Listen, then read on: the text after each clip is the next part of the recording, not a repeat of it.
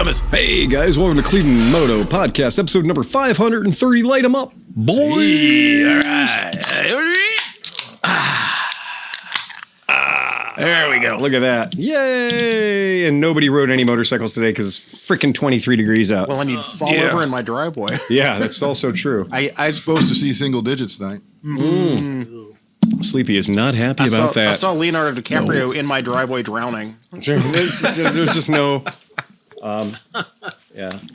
As I went to the restaurant the other day and they were like, Donner, party of five, Donner. It was... Sorry, only three of us now. Right, and I'm drinking Fathead's Brewery Holly Jolly. Dan must have left this in here because it was at the bottom of the old fridge. So I think this is 1 year aged Holly Jolly. It'll be fine. It's fine. It's delicious. Can-aged ale. It's so nutmeg and so spicy. It's such a good beer. I love Christmas beer.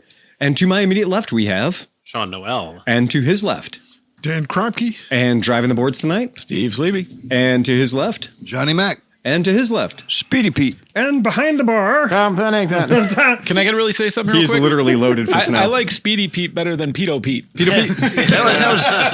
Yeah. I don't know what they're talking about, this whole pedo thing. Yeah, our very good friend of ours, our John Furta's brother used to do a bit in the Detroit area, and it was a puppet show. So it's all these really intricate, ornately carved puppets.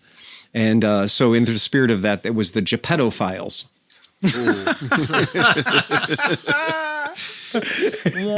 You can look the act up on YouTube if you want, but it's just what you think it is, the Geppetto Files. And but it's all puppets, so it's all ornately carved and fucking hilarious. Just make sure you look it up on YouTube, because on other various and sundry websites, it's we're not going to play different. with that. Well, I'm sure he'll be headlining the White House next Yeah.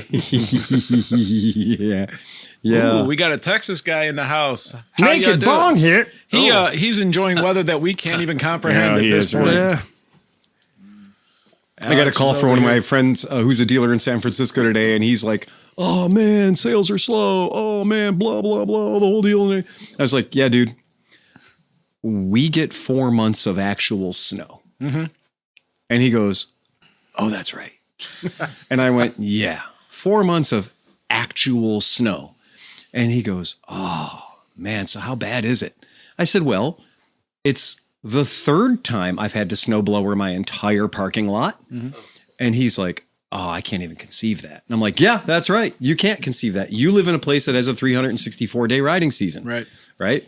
And meanwhile, for at least 4 to 5 months out of the year, we ain't selling shit. Nope. Your parking lot is plenty. Yeah. And that's the funny thing is I clean a 8-space parking lot for nobody. Right. The bartender last night at Artis, night before last at Artis, runs a food truck. Actually, he runs 2 food trucks. And Becky's like, "You should come by Phil's parking lot." I'm like, "Well, we're not using it." We're not using it. Yeah, right. I've told the Puerto Rican taco guy before, I was like, "Hey, if you ever need a spot, like, oh yeah, just letting you know, bring it on." We'll start a food. Actually, that might be our winter thing. Is we open up, we get those the stick heaters, like we haven't, like you curb scored. Jealous. Pacific Coast Highway. Pacific Coast Highway. Oh, nice. Rub it in, guys. Rub it in. Seriously, what is this? The Hate on Cleveland Moto cast? Like, everybody from somewhere warm has entered the chat. So we get the stick heaters, Yeah, like we you get stick curb heaters. scored. Yeah, shouldn't you guys be out riding? 3 or 4 food trucks. And the good news is we'll make no money doing that, but our bathroom will be perpetually dirty. Also true. Yeah. In a way that it may have never been dirty It may have never been dirtied before. Renee will be really mad at us. Right. Hey, man, I'm using your food truck. I can just use the shitter real quick. Oh, and all they sell is spicy hot Mexican food. Puerto Rican food. Sure. John let everybody down by drinking gin tonight. No shankies. Wow. Oh, well. Nope. I mean, John, we're contractually Have you ever added a little shot of shankies to your gin? Oh. We're contractually obligated. God, ever since I had those teeth out. I love Shankies, but I don't want it in my gin. right. I completely agree with that. I have some standards. Yeah, it's okay. You don't have to have Shankies for everything, just most things. Did anyone else see that there's the golden ostrich? No. Shankies is now selling itself in a golden ostrich. I will pull it up for the folks at home. So look at Alex. It's 104 where he is in Sydney. What? Oh, he's in Sydney. This is their heat of their summer, man. Yeah. Yeah. He's wearing a thong and Speedies. No, his thongs go on his feet. Oh, yeah. That's true. Now he's just wearing that. And He's got his swimming sunglasses. kazi. Yeah, he's got his weasel squeezers. So 19 in St. Louis. We're getting some reports. There you go. Yowza. Yowza. Rough day to be a mailman. That's perfect. 41 and wet in northwest Louisiana. Oh, God. Yeah, no, everybody I know is talking about how it's going to rain for the next 4 days. Yeah, well. I'll probably be running a power washer for at least half the day tomorrow, so fuck y'all. Oh, snowmaker. Right, yeah. For what? Oh, for the water treat? Oh, wow. Oh, my word. Yeah, so I'm going to go ahead and throw this up to the folks at home who want to see Golden it. Ostrich sounds like an award we can win. It does sound like an award we can win. And it sounds like an award that we're uniquely qualified for. Okay. So this is the Shanky's Whip Golden Ostrich, right? Badge Coming soon to a liquor Badge store. 504 is checking in. Dude, if we don't have one of those for fucking, that should be our Emmy Award for promoting Shanky's. It has not, I mean, I'm sure one of our podcast listeners will get one and send it to us. Yeah, or Smith should be on this. Or Smith should be on it too. Actually, that is Smith. Exactly. That is the fancy tequila bottle version. That is definitely. I still haven't seen my bomber jacket either. That's what I was concerned I even about. entered the fucking contest. Yeah. So, who knows? That may be playing out. We don't know. But anyway, it is kind of a funny thing. Yes, I think that is just freaking hilarious. It is funny. Yeah, super Golden fun. Ostrich liqueur. Yeah, golden ostrich. Oh, God, it does look mean. It is super angry. I mean, as far as ostriches go, this one's sneering at you. You're looking at the side view. The one I pulled up is the face on view. Sure. Well, that's the way you don't want to see an ostrich. It's coming at you squared up. Something that says choke me on that. Right. Oh, I finally see the face. I thought it was a person holding an ostrich. Oh, I got No, you. it's a face on view of an angry ostrich. Oh, you thought it was like an Emmy award? Yeah. It looks like the little dinosaurs in Jurassic Park right before they eat Newman. About to fuck you up. Oh, yeah. Yeah, they're about to fuck you up. That is 100% for sure. We'll have to find one of those. They're not expensive. Like I just pulled it up. It's only $40. See, so Tom, it's not real gold. Damn it! No shit. I need a second one of those for some that's other funny, and a drill. right? And a drill. See, there you go. Beautiful. The tonight's podcast it was funny because we've got for next week. If you're tuning in now, don't blow your load tonight. Save it for next week because next week we're gonna have Ryan from Fort 9. If you don't know who Ryan from Fort 9 is, look that shit up. Pretty excited about this. Even when I'm mad at him, I'm not mad at him. Hey, Right. Sleepy. Yes, sir. Contractually obligated at this point to make the noise once. Yeah. Oh yeah. I just give a little one. Just a little one. I got to save the He's a real dude ones after for, all. Right. Yeah. So you're jerking off to Fortnite. Yeah, there we go. No, but I do appreciate his content. And I really appreciate his contact, and I always love watching what he produces. And even when he's wrong, I have a great time with it. But we're not going to be talking about his normal content. No, we're going to be talking about the world's fastest ride around the world. Yeah. Yeah, on a motorcycle. Yep. Or several motorcycles. Mm-hmm. And I like his style. I like the whole thing about like the hardest part about traveling with a motorcycle is bringing that cocksucker through the federal lines. Like when you're going from one country into another, then everybody wants to get their beak wet on the fact you're bringing a $30,000 motorcycle into their country that you don't even own. That you don't own. Right. But they can get some tariff money on it. Right. Of you just bringing it in. And there's duties. And if you've ever watched, like I watch Itchy Boots all the time. And when you're looking at Ewan and Charlie going around the world, everywhere they go, every time they get to a federal border, they have a fixer, a human, who has a book. And the book is several hundred documents. And that is proving that for the past year, they have been getting their authorizations and clearances and paying the money to let the incoming government know that you are doing this, when you're doing it, who's there, how many vehicles are involved, and to show that you've paid all your duties and taxes and tariffs and stuff on the way to minimize the lame goat fuckery of crossing borders. Right. Sean, it's a hat, not a wig. I saw him fixing himself in the TV. It is a hat. Oh, wait, I forgot something. So what they did instead, though, was that every port of call, so in the big wet parts that you can't drive a motorcycle through, the oceans, they flew. They used an airplane for those. And so they used an airplane for those particular parts of the trip. Oh, look at that. Tom brought a little beer. No. Oh, okay. We'll keep going. We'll keep going. And so what they've decided to do is they've made arrangements to rent motorcycles. Right. And they're always Ducati Multistradas. and they're all just waiting for them. Then they get off the airplane. Well, I think Ducati partnered with them. I don't think they had to rent them. I think they lent them all the stuff. This is one of those things where it's definitely great to have somebody with deep pockets saying that motorcycle will be at that place or at that airport or at that hotel when you get there. Right. Because that's the part of the trip that sucks.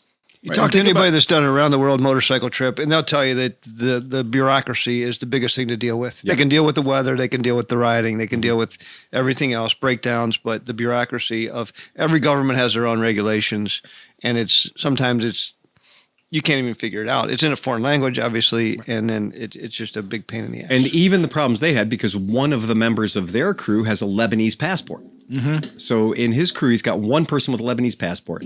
The Canadian passport that's usually pretty easy. They're the nice guys. The Canadian's pretty good. Who doesn't like Canada? But his partner's American.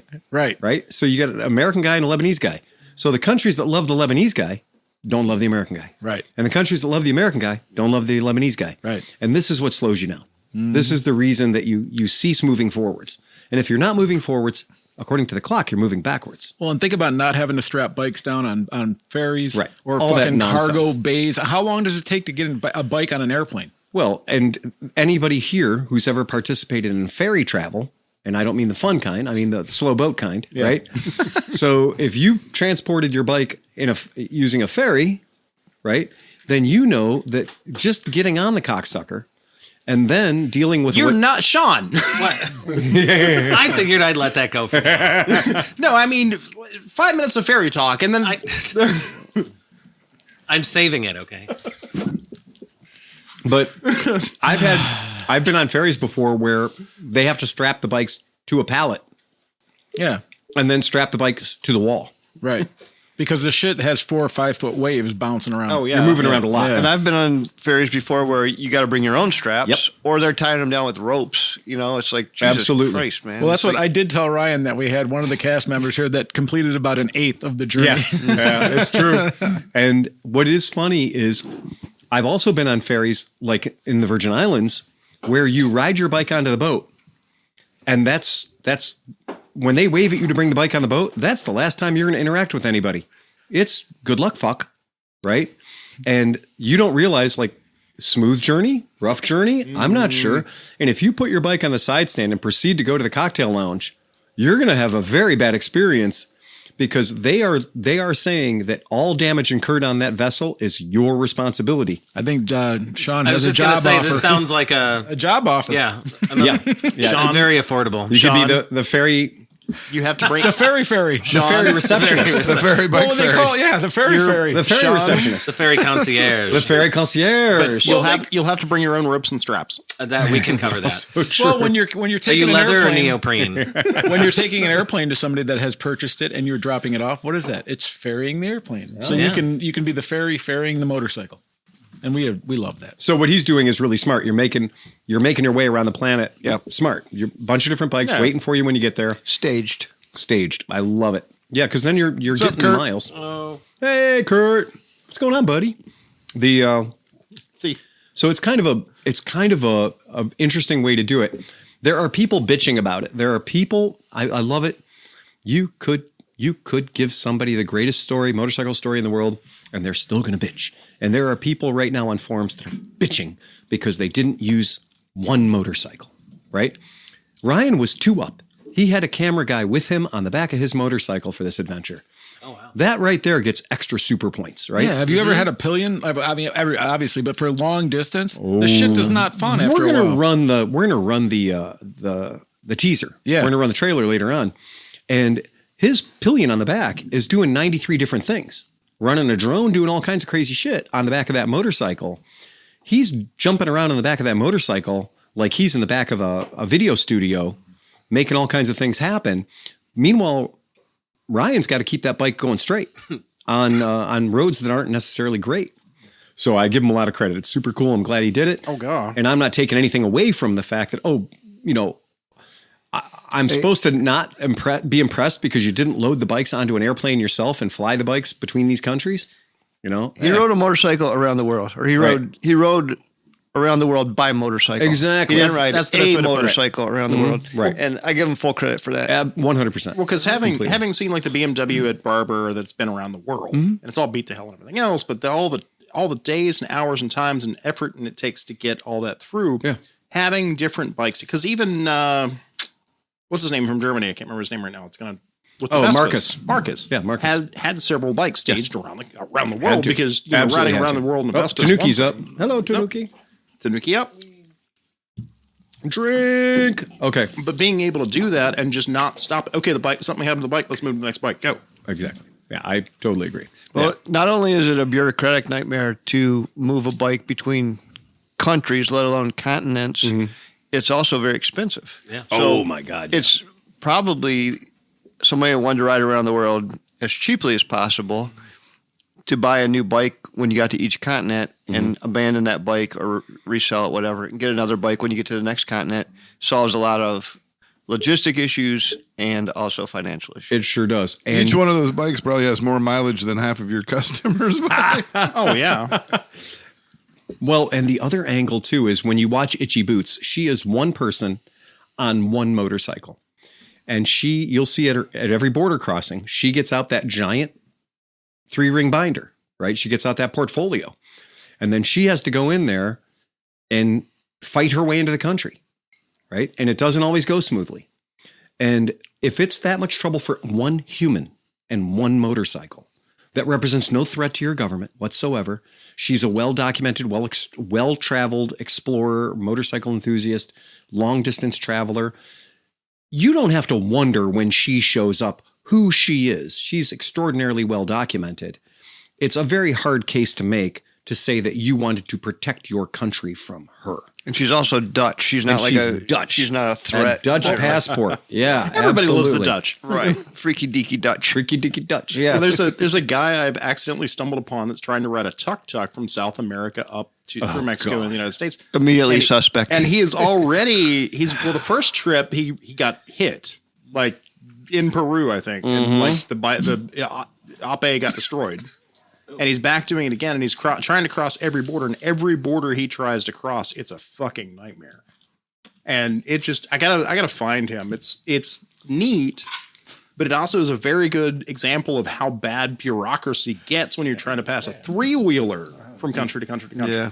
I have ridden across our border, the border that is just one narrow body of water from where we are right now. And I have ridden into Canada many different ways on many different vehicles. And I'm going to tell you that when I have made that trip doing anything except for the Lake Erie Loop, in the Lake Erie Loop, we have this shield that we carry with us. And it's the Firefighters Fund for Burned Children. Do you know what a fucking heartless piece of shit you have to be to want to interfere with a charity ride for the Firefighters Fund for Burned Children? They hear that and they're like, whoa, you're on an interstate travel. You coming country to country. What are you doing riding this little 125cc?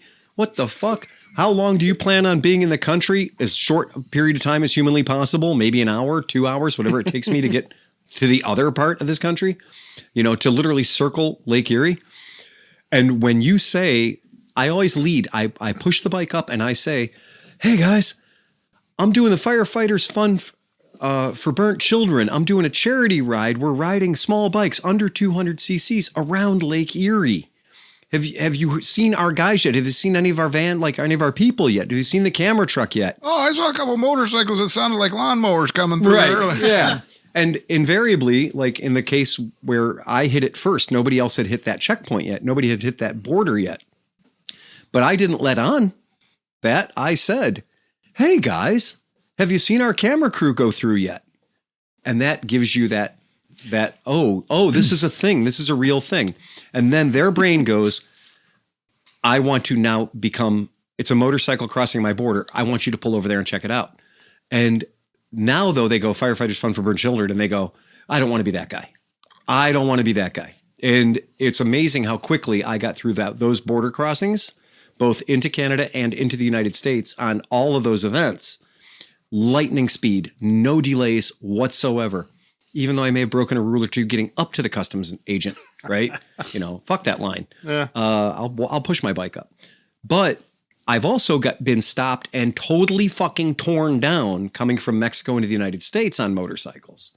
Never been torn down going into Mexico. No, more of a hurry up. It's always You told northbound. that story about the girl on the scooter that had adorned Machine her gun bike barrels. with Yeah. machine gun barrels. yeah. That Raven. didn't go over very well. Did not go over well at all. No. Did not go over well twice. Yeah. Didn't go over well in Mexico with the Federales. That did not go over well. And that did not go over well another time once her name was now part of the system. Right. And so now she's trying to leave Mexico, going back to the United States, but under the suspicion of gun running. So my Not question that is interesting for me is because, they kind of do what I do, especially for my profession. And I even know sometimes like traveling, like with the company, we can't film in places because like even like in America, when we're in certain places, if there's religious things or something nearby, they're like, hey, no cameras. So I can't imagine like just moseying around with the cinema camera in some of these like places that like do not appreciate people filming. And like you still have to get it because you have to fill the whole of that part of the trip, so that has to be kind of interesting too. And if you're going through a place that has a bit of a hip, we talked about Perry Dakar, high value items. The motorcycle you're riding and the camera gear you're carrying is more than these people make in a year. So it would not be out of the question for some bad news bear to be like, I'm going to take that motorcycle and I'm going to take all that camera gear. Well, that was something I read about a while ago where the guys in Mexico for the Baja were digging ditches to wreck the cars to salvage the parts off the cars. Yes. It Or motorcycles, whichever happened at Dakar many times. Oh, yeah. And also there were guys that were killed. The Jawas. Right, the Jawas. That's the thing. The The sand real people. ones. Yeah. It's Literally. the legit Tuscan Raiders. So That's why the Dakar's not running North Africa anymore. That's why it's in so friendly Saudi Arabia now. Yeah. The entire race has got nothing to do with Perry or Dakar anymore. Right. So It's the Saudi. So Thrust and Justin brings up a good question. Yeah. If you were to do the same thing that Ryan has done, Yeah. or everybody's done, Sure. travel the world, Right. Go around the what planet. would you use? Oh. What bike would you want to use Well, to I go think around the world? I think they did a very good job by choosing the Ducati Multistradas. I think that was a great choice. because Dustin Justin doesn't realize is that the Ducati Multistrada is a tuned down V4. And so it actually, the service interval of the valves is 50,000 kilometers. Yeah, It's a whole different bike than like a normal Panigale or anything like that. right. I honestly think that what they chose was a very good choice. I also think that in very much the way that KTM should have given Ewan and Charlie motorcycles, but they didn't. And instead, Ewan and Charlie went to BMWs, and boy, did that help BMW. Yep. Right. I think any over 500cc motorcycle that has some room to wiggle around on is probably going to be a good choice. I'm going to ask you a couple questions. His question, respond with the question. How much time do you have? Yep. And how much money do you have? Yeah. Because something goes wrong with the Ducati, with the BMW, with the electronics, or blowing out a shock or any, electronically controlled shock. Those things blow out in the middle of nowhere. You got to get one in. Good luck. Versus if you're riding a DR650 or something, A lot of different shocks will fit. and it's a dinosaur. You can fix it on the side of the road with a stick and a rock. So do you want to ride a thoroughbred or do you want to ride a mule? And there's having had technicals before, having had failures before that were a failure that was electronic, you can't fix it. Sometimes you cannot. No, but You just can't If you do some research and you don't have the finances like they did, Round the World Paul put 100 million miles on a Tenere? Yeah. That thing's a tank. It's a tractor. You can't stop I agree. it. Yeah. Yeah, I would probably. I think Pete's statement is how where are you going and how fast do you need to get there? Because in this case, How much do you want to spend? right? In this case, time was of the essence. This was about being as fast as they could. Marshall made a good Chain point. maintenance would be brutal. I'd pick something a shafter. I totally agree. One of my favorite stories was the couple that rode around the world on a modified CX500. Yeah. They, put forks on the front and stuff, and they kitted it out to be an adventure bike. And They did it. They did it. That's a Same dude with the Postie. shaft He went around the drive, world on a water-cooled Postie. 500. Yeah. And even took the bike apart because on one of the boats they said no, the vehicles was like 1,000, but 2 bags was 100. So he took it apart. You know, I love that dude. He was Modern times require modern solutions. brings up a valid point. Brings up a lot of valid points about repair and maintenance. I'm going with the quota. Oh, you're going with the quota. Moto Guzzi Quota. Shaft drive. It is shaft drive. Adventure bike. Yeah, it's an adventure big bike. bike. Right. What is it? 21 on the front. Yeah. I think that's my go-to. right by KLR 650, single cylinder, cheap, relatively easy to find parts. I totally agree. DR 650s and KLR 650s are. But you're talking about speed with the 1100 motor. I think that guy's a jerk. And I might go as far as putting carburetors back on, pulling off the fuel injection. Right. I mean, there is that perfect thing. But what I keep reminding myself is going back to the Ewan and Charlie situation. When their videographer, when their cameraman, God, I can't think of his name, the French fella, when he lost his BMW and he had to get a locally sourced Russian, no joke, AK-47 was the selling name of the motorcycle he was on. And even with his camera gear, and even being the poor bastard who had to ride ahead of them. with minimal skills. Remember, He's he trained. pretty good rider. Well, now he is, Yeah. but he trained. Remember before that, they said he trained. He had to go and take classes because he had never ridden off road before. Fair game. Yeah. Yeah. And he was, again, when the boys were lugging those big BMWs, and he's got this lightweight, low displacement. Like Two-stroke. It was a two-stroke. Oh, he was having It was a like great a time. CZ copy. He's got the IMZ AK-47. It was a pretty basic motorcycle. Yeah, like when he fell over, he just picked it up and kept going. Well, that was like, he's kind of sitting there and he's like, I feel bad for you guys. Yeah. But he's got to ride ahead of them at every turn. Yeah. He's got to film them, and then he's got to catch up to them and get ahead of them again for the next, series of roads. So your camera guy really has the hardest job in the world. That's what when Ryan was talking to the Misfits, they said that they had to go back and do all the scenic shots because the other stuff was all during the time. Correct. So think about that, man. That's like a lot of work to go back. It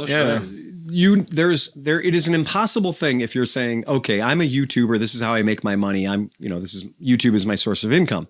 So that mandates that you have certain cinematic shots. Right.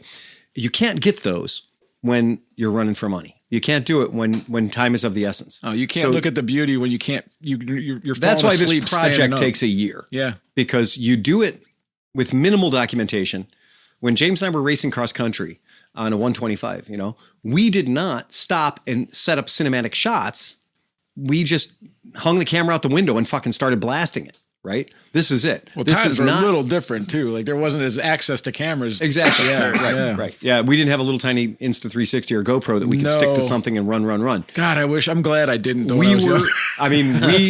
We did not get a lot of photographs in that because the only photographs, we never stopped moving. So the photographs would be the guy in the chase van, plop, plop, plop, take a few pictures, or the guy that's, jumping off the bike and getting in the van, plop, plop, plop, take some pictures. Had we budgeted 3 days into the trip to just do to just do extra cool shots, hero shots, that would have been different. We couldn't do it because we were running literally against the clock. I mean, even like this vacation I just got back from, there was a lot of cool shit we saw. You could have got a lot of good shots had you set up shots, but I look back at my pictures and most of the shots are the bikes sitting in a parking lot of a hotel, or they're the bike's just parked in front of something. We stopped along the road. We didn't stop to say like, hey, you guys all ride by here. We'll get pictures as you're coming by this really cool backdrop, because it takes time to set that shit up. I know there's one of those guys on that ride with you that doesn't really like to stop. I mean, like, you don't go in the gas station. Somebody's got to crack the whip, right? But you know what I was surprised? Don't take that fucking helmet off. I We're was not going to be here that long. I was surprised that the camera guy didn't have his own bike. Because if you remember when we do stuff, like when we did the scooter challenge and stuff, I put my Africa Twin, I had cameras on every fucking corner. We're going to ask about that. Because that would make, maybe it was just because that would have been $90,000 worth of bikes instead of $60,000. We're going to ask about that. That's the one thing, listening to the other interviews about this particular adventure, that's the one thing that stuck in my craw the entire way. That if you said, Mr. Waters, you're going to ride for 21 days on a motorcycle. You're going to ride for 14,000 miles. You're going to do all this stuff on a motorcycle. And I'm like, okay, that's fine. That's all cool. I'm with you. I'll prepare myself and we'll do it. We'll make it happen. Good motorcycle, great. But then we're going to have this guy behind you. Mm-hmm. Oh, on a different bike? No. Behind you. Nuts to butts. Nuts to butts. The entire time. Mm-hmm. Fuck you. Go find a different guy. You know? Right? Well, I think he's good, though. You'd have to be for that long. You know what I think would be even funnier? To have you and Sleepy in a sidecar controlling the drones and the cameras and everything else. I'd be so into that. Oh, my God. That'd be awesome. Like, he has an entire...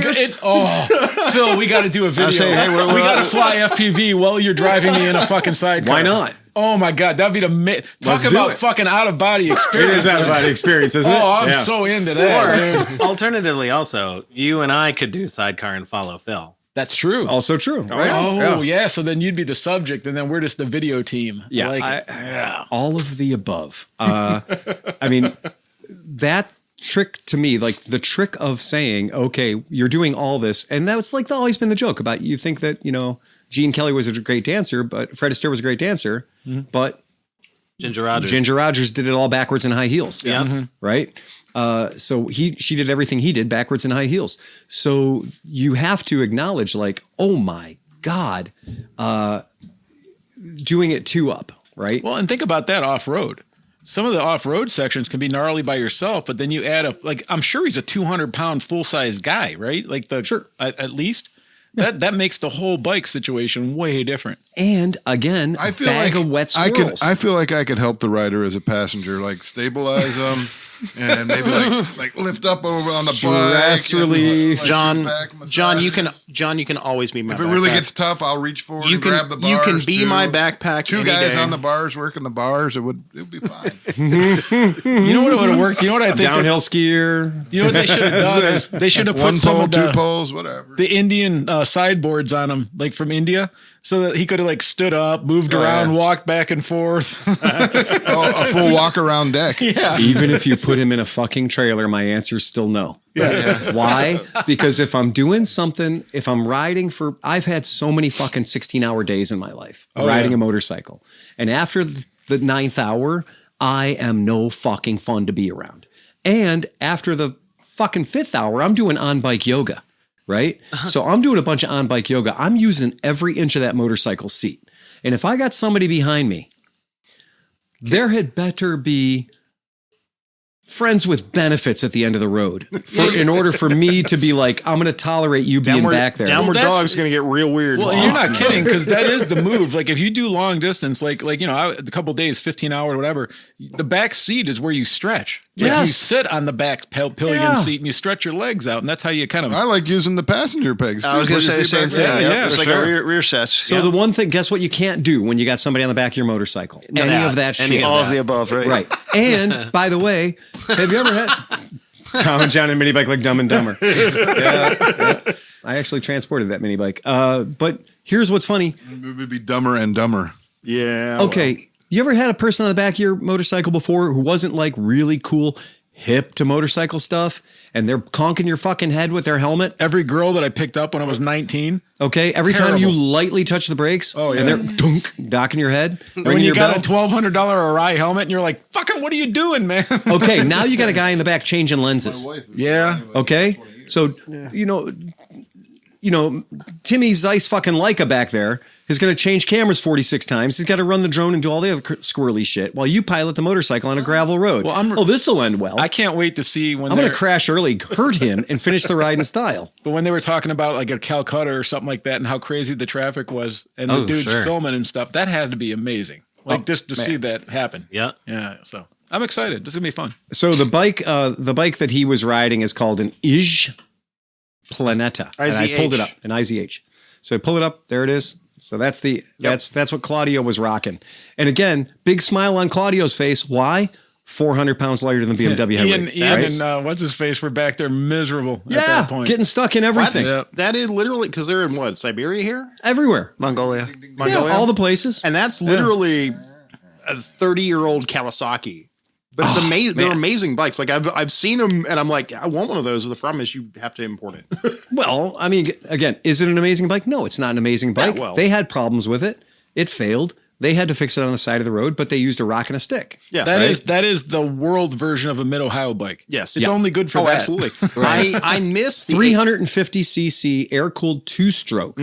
right? 4-speed transmission, top speed 50 miles per hour. I love 4 speeds. I had an AG 125 for a while, and I freaking loved that thing. It's again, you are just asking for what is the most simple thing. How many valves does this motorcycle have?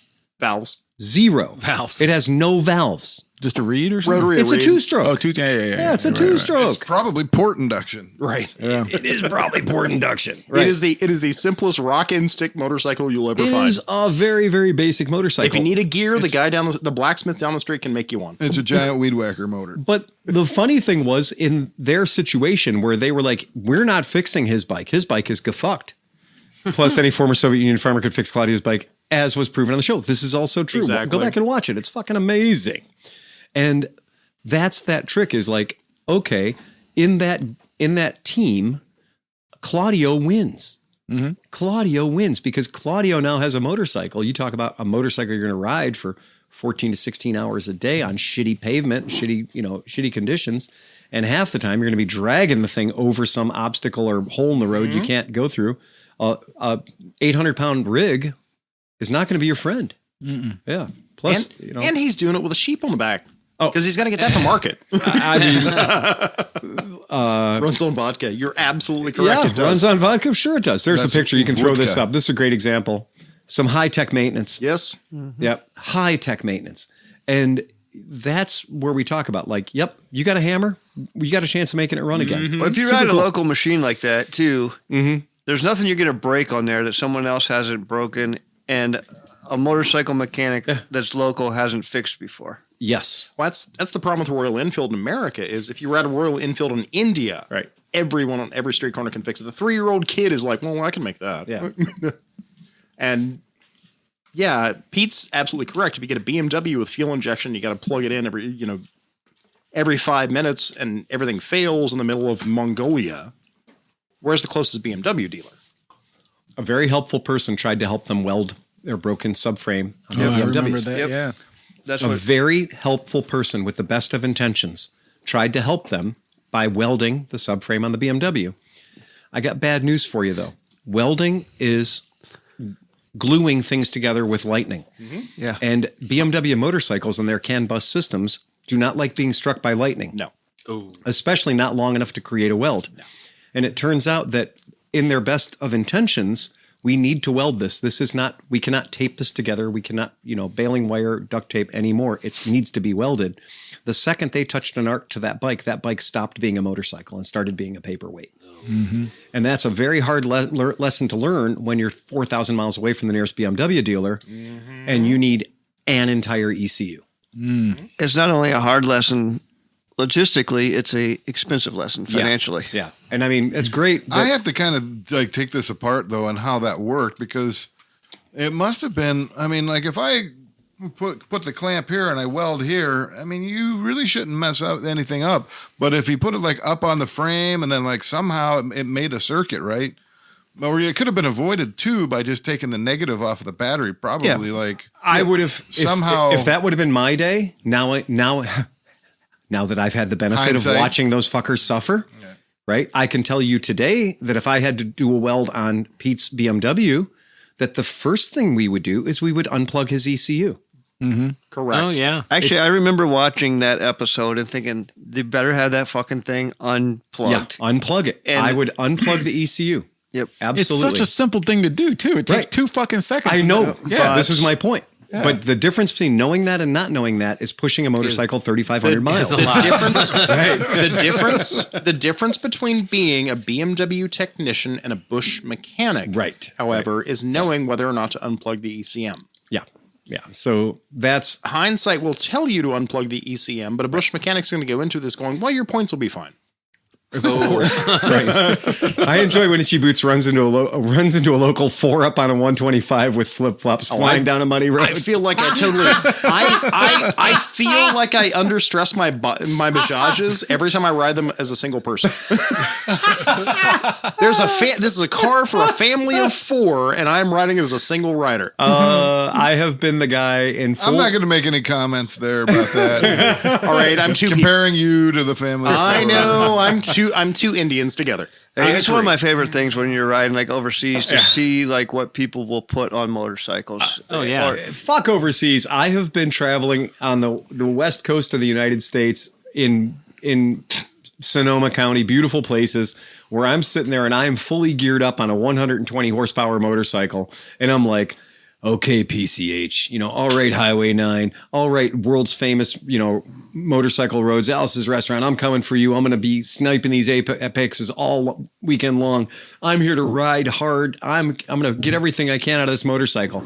And some fucking 21-year-old college girl in flip-flops passes me uphill on a Vespa, right? Because those are her roads. When we were down in Mexico and we were riding very capable motorcycles, and dudes on Vespas were passing us hard in flip-flops. And I'm like, I just can't keep up with them because this is that road they've been on their entire fucking life. Well, they're flying. That kid at the Dragon, I bring it up every time. I mean, this has been 20 years ago. Yeah. But he was what? The kid, he's like 57. Oh, yeah. He's already had still running the same Yamaha. Second divorce. Yeah. Tom's butt still hurts. He's like, that fucking kid, man, just blasting everybody. Yeah. It's a very humbling thing to run into somebody who's local. Yeah. And who knows the roads, because then when you get there and you're like, oh wow, I suck. When me and John and everybody were down at the Blue Ridge Mountains, we were up on this one road going through the mountains. It was awesome. It was a great road. And then they were doing construction, so we got stuck because they only one lane open. So they have it's a 30-minute stop because they have to let all the people come up the mountain. So as we're sitting there, us with I think I was on. This was the Africa Twin year or no? Was it? I forget. Is that when Nick got hurt? No, that was another year. But so we're on whatever bikes. That was a different year. So it would have been the SP year for you. So I think we're on inappropriate bikes. Right, inappropriate bikes. I was on a KLR 650, which is appropriate for everywhere. But right, but I mean, we were doing okay, right? And so as we're sitting there, these two dudes, one guy was probably 70, the other guy was probably 73.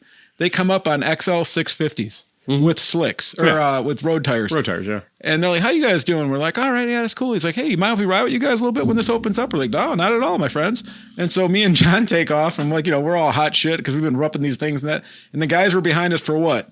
2 minutes? 2 seconds. And then we couldn't even find them. They were so gone. They were gone in one turn. They blast past you on a rear wheel and just keep going. Oh, yeah, dude. They grew up. That's their road. Yeah. Well, that's their road.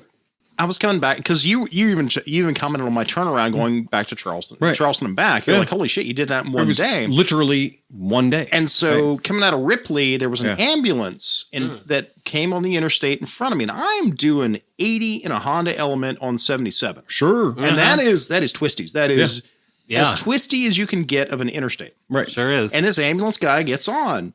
And he fucking takes off. And I'm not fucking around. I'm like, well, fuck. Tally ho, let's go. And he's in a fucking 9-ton vehicle. Down in a Honda Element. And I can't catch him.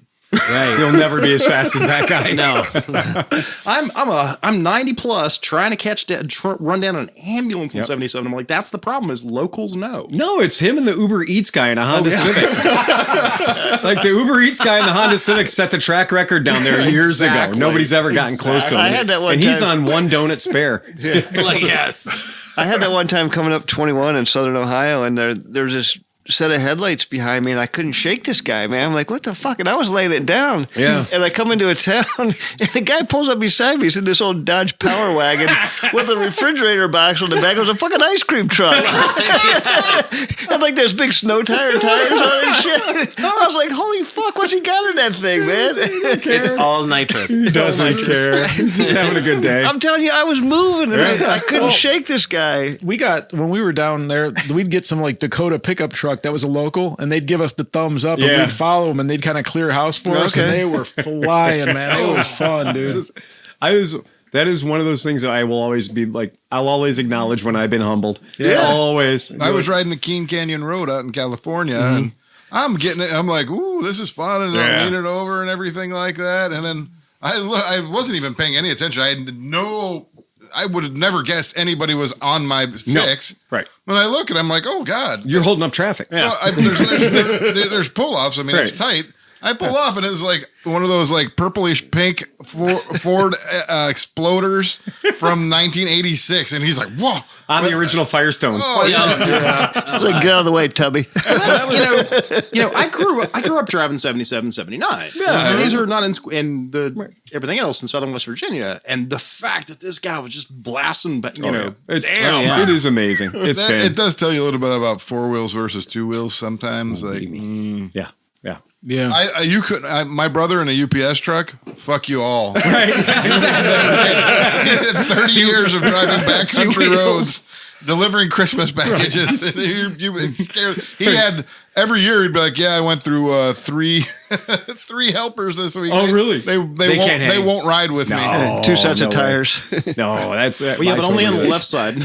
He's getting like 200 thread fucking tires for the UPS truck. I mean, he was at least 100 stops and 150 miles. Right. Through rural Valley, PA. Yeah, that's just 151 mile drag races for a UPS truck. That's all that is.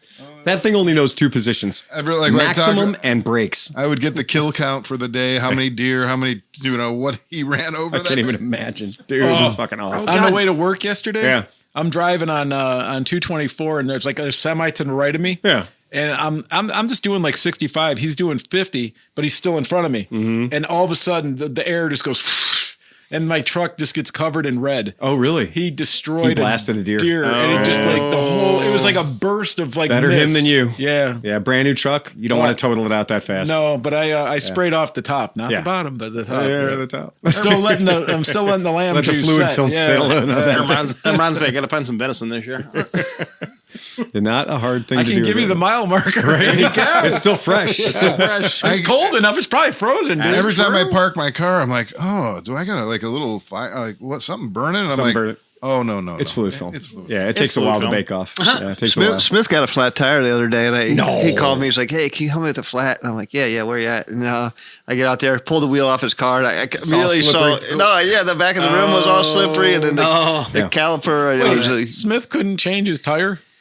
He was in like dress clothes and stuff. And right. But we got the tire aired up. We went to 2 tire shops. The first one was a Firestone branded store. Right. And the guy said, this was on Monday. The guy said, I can get to it probably by Wednesday. We're like, no, we just need a plug. Right. He's like, yeah, Wednesday. Oh, for a plug. Like, yeah.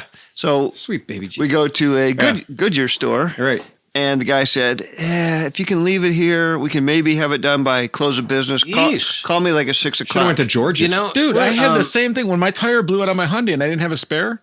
That was my mom was still driving. I went to 4 stores. Nobody would sell me one tire. Nobody would fix the tire. Nothing. They were assholes. Both of these guys said they had no workers. The Goodyear store was like, what's going on with tire repair? The guy said, can't find anybody to work staff. there. Honestly, I've always had the best luck with Discount Tire. Okay. Well, okay, so this brings us back around. I know we've gone off topic, but the CEO of Ford, this is the conversation we had 2 weeks ago. I did a deep dive on this. And it popped up again on my feed. I'm like, what is going on where you can't find 5,000 techs to work for 6 figures? And I keep looking for the job postings and there are none. Well, but this comes back around to where is everybody? Well, the first thing is I did a deep dive on the Ford because the Ford got a lot of traction. Got a lot of coverage.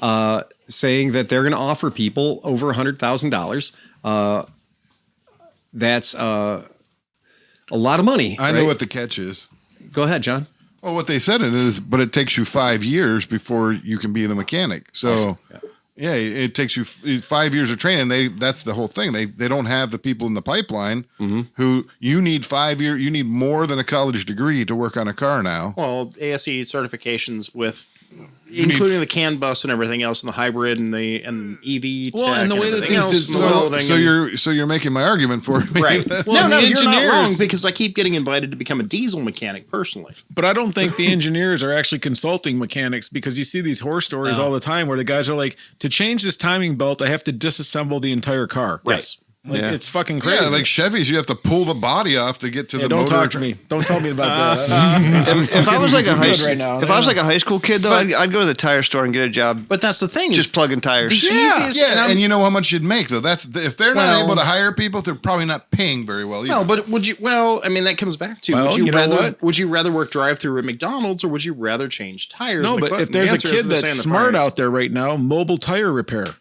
You know what I mean? You get that going, and all these places are turning them down. I don't know why you didn't just plug the tire right on the car. Well, because it was like That's what I do. it was like 3 degrees. We didn't have the plug kit with us. Right. Hey, did you guys, speaking of plug kits, did you see the new thing everybody's hawking? They're the rubber screws.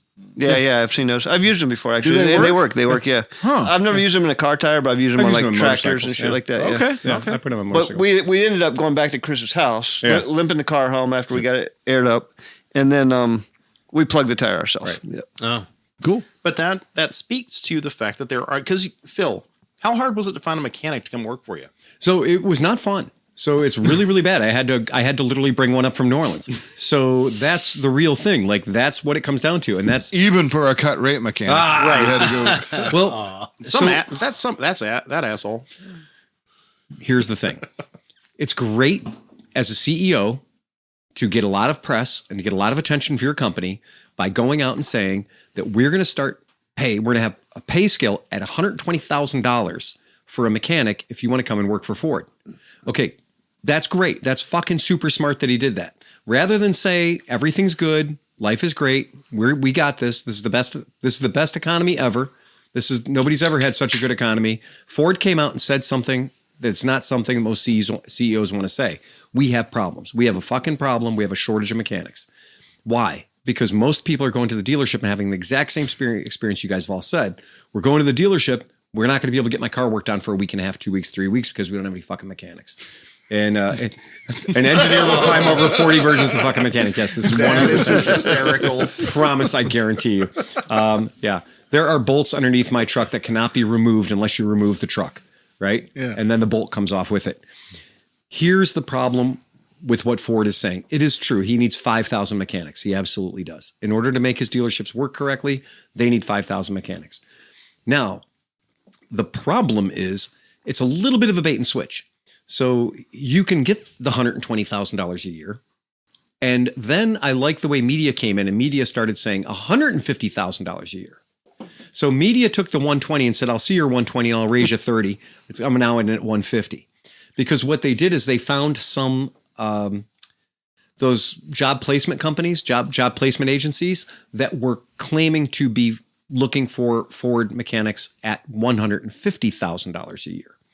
Now, what has happened, of course, is when the Ford CEO makes that statement, then everybody who runs a temp agency or a hiring agency jumps on that and says, oh, people are going to be calling us looking for mechanic jobs. We need to lean heavy into that.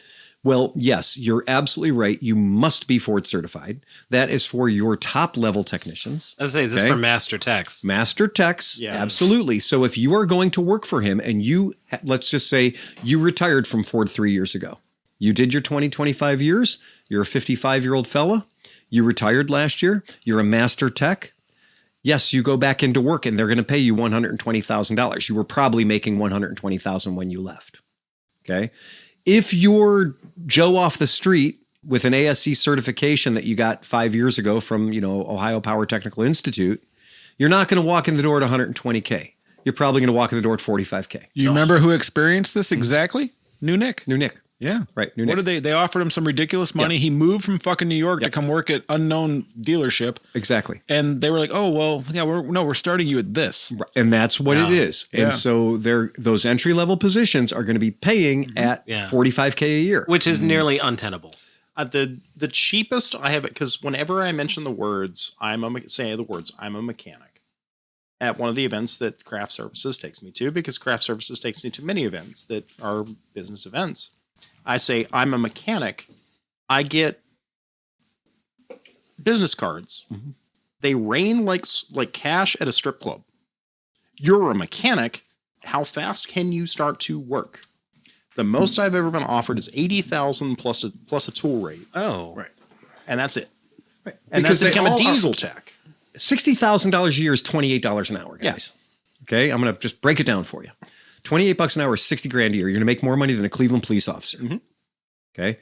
If you think Billy Bob Ford dealership down the street is going to pay you the same starting wage as a Cleveland police officer to come in there and work for them, you are fucking wrong. Yeah. They are going to pay you at that apprentice rate because there's nothing says they have to pay you at anything more than that until not only do you have your AC certifications, you can be part of the team, is you've had all the updates and all the training for everything they sell and they got to work on every day. And if you know anything about little spinny turbos, that's going to be the lion's share of your business. Yeah. And little spinny turbos and exhaust manifolds that crack when you look at them wrong are going to be the lion's share of your business. And they got that shit lined up at dealers right now. People are saying their dealers are telling them 6 to 8 weeks to get their car back. That's a warranty repair. How fast can you replace an EcoBoost? Exactly. Well, I mean, it seems like all parts are being delayed, as I'm finding out with my house. With your house, right now. We have supply chain issues. If you ever say the word supply chain issue near Becky, she will stab you. She'll stab you. Right. She'll stab you. I promise you. But yeah, that's a great marketing thing to be able to say that you are starting people at 120K an hour. Yeah. You're going to get a lot of people are going to be aspirational. Hey, if it was 1200K to start, right. Phil and I both would close the shop tomorrow. I'm not qualified, Tom. I know. Well, let's start fucking reality here, right. okay? Before we all like the fantasy land of somebody's going to pay me 120K next year to go work on Fords. One, I'm not qualified. Right. I'll be the first to tell you. I'm a year's worth of training away from being able to walk in the door at that store and get a job other than sweeping the floor and doing tire changes and oil changes, right? I'll one up you too. Right. Even if I was qualified, I'm not physically capable to do that type of demanding work all day, day in and day out. And right. Yeah. At this point, when we talk about the MotoGo solution, the Skidmark Garage MotoGo solution is we need to have 15 years ago been putting people into the positions of being tradies, right? Yeah. And we didn't. And everyone was like, oh, you got to go get your degree in something, something, something. Well, that rubber band has officially snapped. Well, that's my whole job before I worked at Summit. You know, the thing was, before the thing was, we promoted trade unions. Right. And so I went around and we filmed everything from sprinkler fitters to bricklayers to welders to all these different things. And even back then, he said that with the push that was toward college and stuff and how the trades were going down, he said it would take 35 to 40 years to get the trades back because so many people they had so little apprentices that they had nobody to fill the positions. And now as time has moved on, they have no positions to fill and no apprentices. Yeah. Right. So basically the trades in a few years, there's not going to be anybody that knows how to do them except for the guys that are currently working. Correct. I have a Bachelor of Liberal Arts. I'm a liberal art. I have a 4-year degree in liberal arts. Actually, I took 6 years. I have music education and performance, a very useful degree. Mm-hmm. And the reality is because new Nick came in for a little bit and new Nick got some issues, but it's because he can't get here because he doesn't have a car and it's cold and snowing and everything. Right. So I get it. We both get it. I know where there's a really cheap Ford F-150. Not our point. Right. But the reality is because Nick's in his early 30s. Mm-hmm. Yeah. Somebody in their 20s and 30s right now is going to have to starve and suffer to become where I'm at now because I've starved and suffered. But do they have to years. starve and suffer? Like maybe they can just get paid a decent rate for a 20-year-old kid. They can. That's the You'd problem. hope so. You'd hope so, but whether or not somebody wants to pay it. And even because I know BMW certified car mechanics that have looked at this job and went, I don't want to do this fucking job anymore. It takes 2 years to get your AC certification. Yep. Or I'm sorry, 2 years to get trained and then 2 years of apprenticing. Yeah. So it's ultimately going to take you 4 years. So that's 4 years that you have to put into it. But then once you have it, you have your certification, then you're very hireable at a lot of different places. Mm-hmm. And you can be in a union shop, a non-union shop. You could be extremely capable. And once you're in, they usually will pay for continued schooling too. And you have to remember, you have to retest every 5. Mm-hmm. Right. So we have to retest every 5 years for that, which is good because things change and things move on. And that's the way automotive industry is. For many, many years, and I will say this, I will swallow the humble pill. The reason a lot of guys became a motorcycle mechanic was you could pop your ass down to MMI, and in the time of 6 months, 7 months, 8 months, you could come out with 3 certificates, and you could be a BMW, Honda, or an Harley Davidson certified mechanic for very little money out of your pocket, or get a loan to do it, and then come out and be hireable. Meanwhile, the ASC certified mechanic who wants to go work at Ford or Toyota or Subaru is still in the program and still sweeping floors part-time and doing all that. So motorcycle mechanics used to be the fast solution. The downside was motorcycle mechanics didn't get paid as much as ASC certified mechanic at a Toyota shop or a Honda shop or a Ford shop, especially if unions were involved. Most motorcycle mechanics were absolutely not union mechanics. I don't know of any motorcycle shops in our area for the past 30 years that have been union wrench turners. Wait. I'm going to start a union.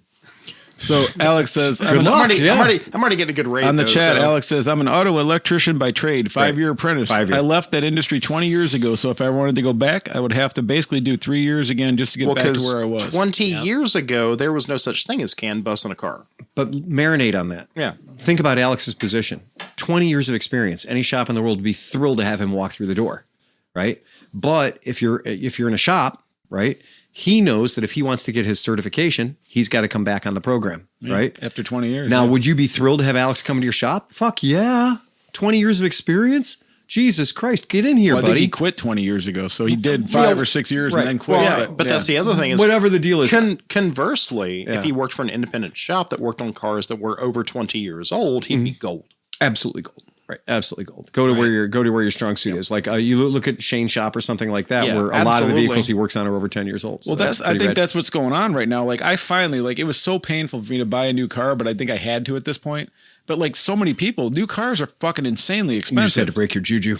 Well, but like they're so expensive. Like my kids, my 20-year-old kids, they can't buy a new fucking car. Oh no, They're in school and stuff. So like places that are maintaining cars that are older, they're going to be huge. There's 40,000 Mazda CX-5s sitting in dealerships lots across the United States in many different lines of cars. We have a 1-year back stock in dealerships lots that are supposed to have 30-day back stock.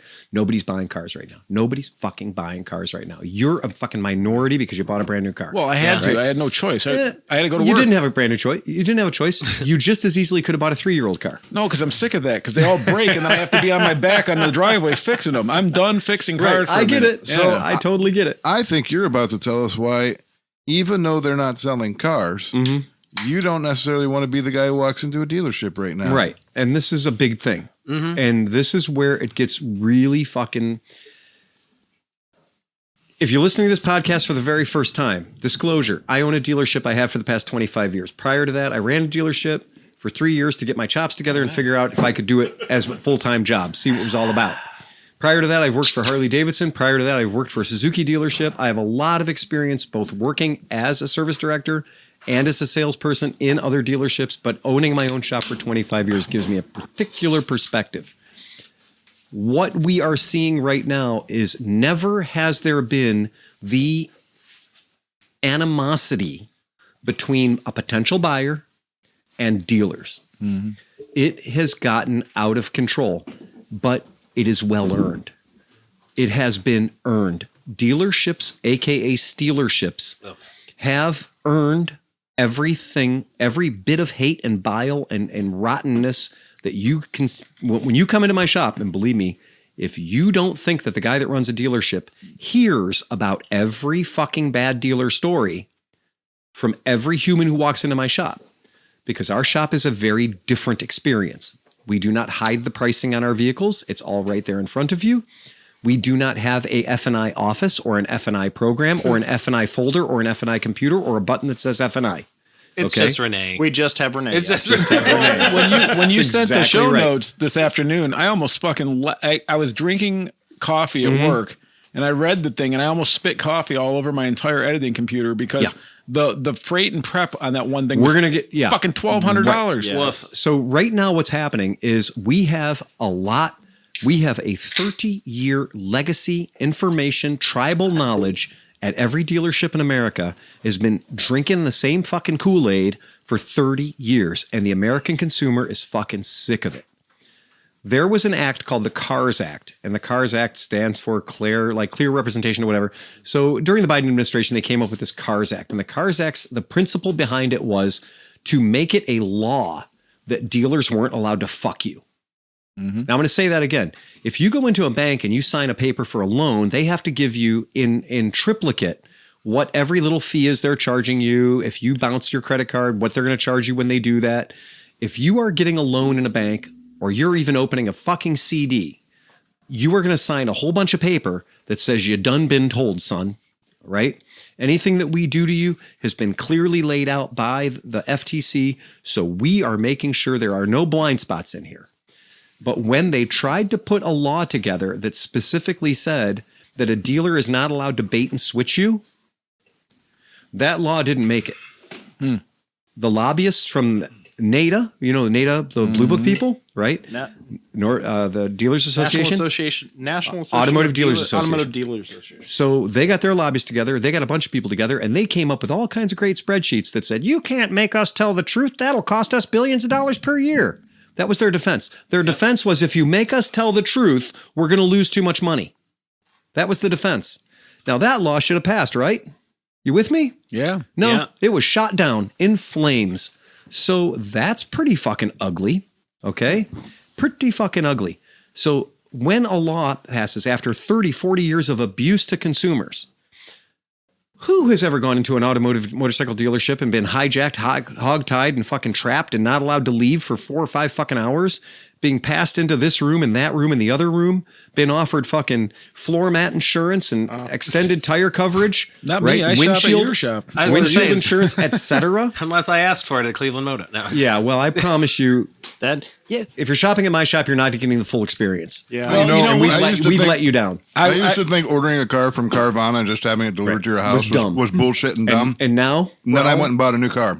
Yeah. Do you remember back in the 90s, Saturn had a one price, No haggle. and no haggle. No dick or sticker. Come buy your fucking car and get the hell out of our door. No dick or sticker. And do you know why they stopped doing it? because You're leaving too much money on the table, Exactly. boys. Because I have several products I'd like to sell you. And by products, I mean slips of paper that don't mean anything at all, but are going to convince you that you have a 10-year, 120,000-mile warranty. But it's by Sleepy's House of Car Insurance Warranties. And when you do have a problem that's outside of your normal factory warranty and you take your car in, the place that sold you that piece of paper is going to tell you, we don't honor that. Because that's what they do. We've changed providers. And if you want that to be honored, you're going to have to go to Killbuck, Saskatchewan for the very last person that honors that warranty. Or I remember when we were buying my wife's car, because we had a newborn and she wanted to make whatever. It was a long time ago. Yeah. But we kept going back and forth, and they kept trying to sell us this extended warranty. Right. And so she was like, I think it would be a good idea because I don't have to worry about it. Let me look at it, right? So I'm looking at it. It said transmission fully covered. And then you read the fine print. $1,000 deductible. $1,000 deductible, but then more than that, it was like not from normal wear and tear. It was like catastrophic failure from manufacturing defect only. So like if you drop the clutch and exploded, you're fucked. Oh, And of course they're going to tell you, unless you can show me the receipts that says that you change this fluid every other year, right. then you're not covered anymore. Right. So the burden of proof is on you. Right. So, because I just got the Civic last year, right? That is new car. The only ever warranty coverage I will ever get for my newer cars is wheel and tire, because of where I live. Because I chew through tires like it's my job. Yeah. On smaller cars, but the thing I learned when I bought the Ford was to ask for who that warranty is through, whether it is through a third party or whether it's through Ford or whoever itself, because there's usually actually an option.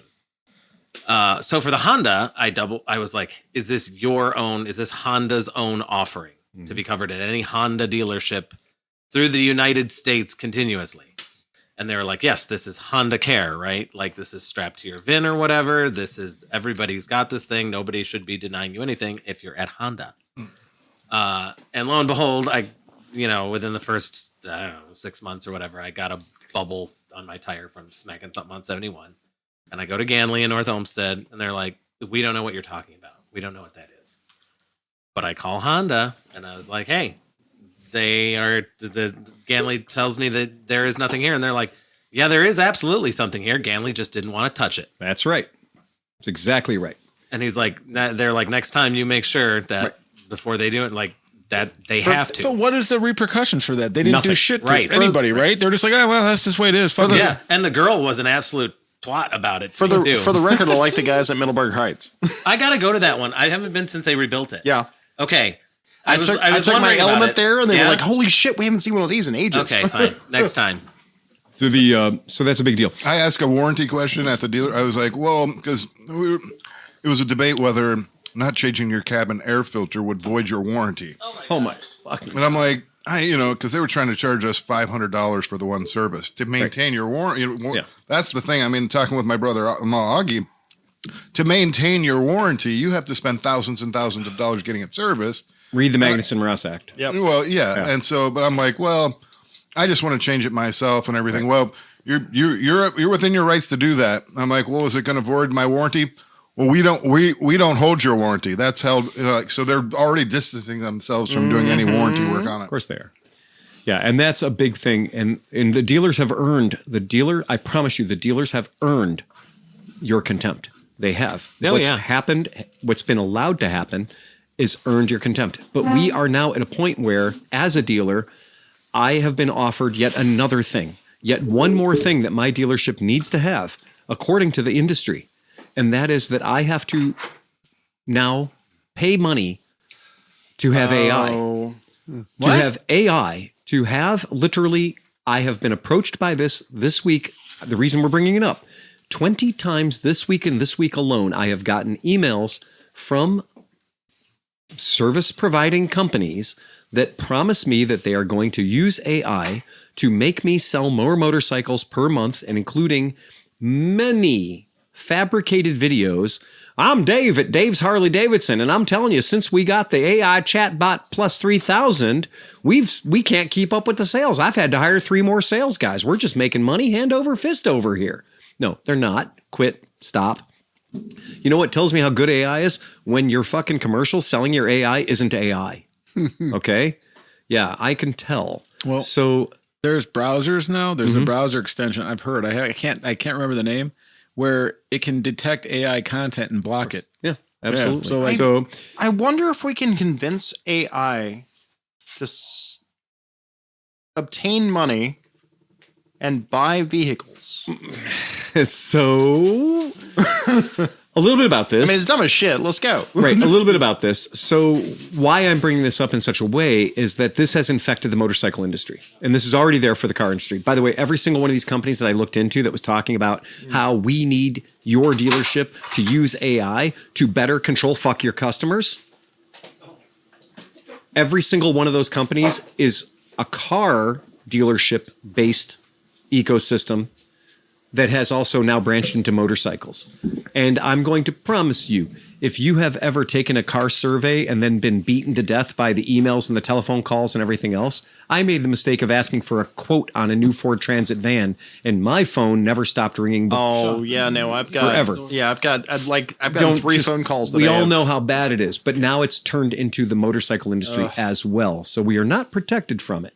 Now here's the problem: here's this beautiful, this cute little thing that somebody wrote from Ride Apart. He says, AI won't save your failing dealership, but not being an awful human will. I love that. That is fucking great, because this is what we've said. This industry is not trying to repair itself. It is not trying to say, yeah, we fucked up, times are tough, we got to change or we're going to lose it. What instead it said is, throw more money at the problem, give us your money, and we're going to fix it. But they're not fixing it. They're diving deeper. Doubling down. They're doubling down. I sometimes look at this, though, like, there was a point where it kind of sucked when you called at some place and you got like the auto dial and the whole canned response and press 1 if you want this. And now I kind of like it. It's better than actually speaking to half of the people you talk to. Well, so I might rather just deal with an AI salesperson. Because I'm one of those guys. They can't be any more shitty than the people I dealt with I'm already. one of those guys that likes to use the self-checkout because I don't want to talk. I want to spend 20 minutes talking about my life to somebody I don't know. Plus, did I just scan 12 burritos or 4? I can't. I'm not a professional, so I'm not qualified. I am not qualified for this job. If you've hired me to do a job that I'm not qualified for, that's your mistake. I can't guarantee how accurate I am, man. I don't know, man. I don't know. You knew I wasn't qualified when you didn't hire me. And this goes, true.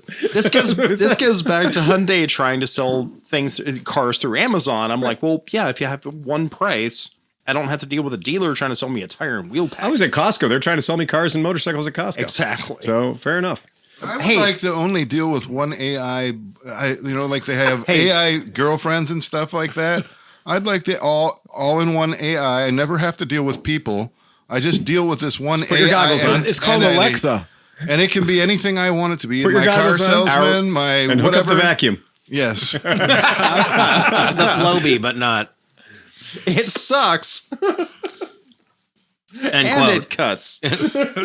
There's a movie out right now about a sex bot, and the guy. I'm sure there's more than fucking one. No. That's like a real movie. Cherry 5000. You saw my movie? No, it's a new movie. It's supposed to be pretty good. All right. So power quote is this. You guys remember? Speaking of new movies, I mean, we talked everything about Fort 9 and everything. Did we ever actually mention the name of the movie that is coming out? Yeah. You didn't get to that? Oh, we're still getting to that. We're coming back around. We're leading up to it. Hey, John, It's okay. The kids call this edging. Yeah.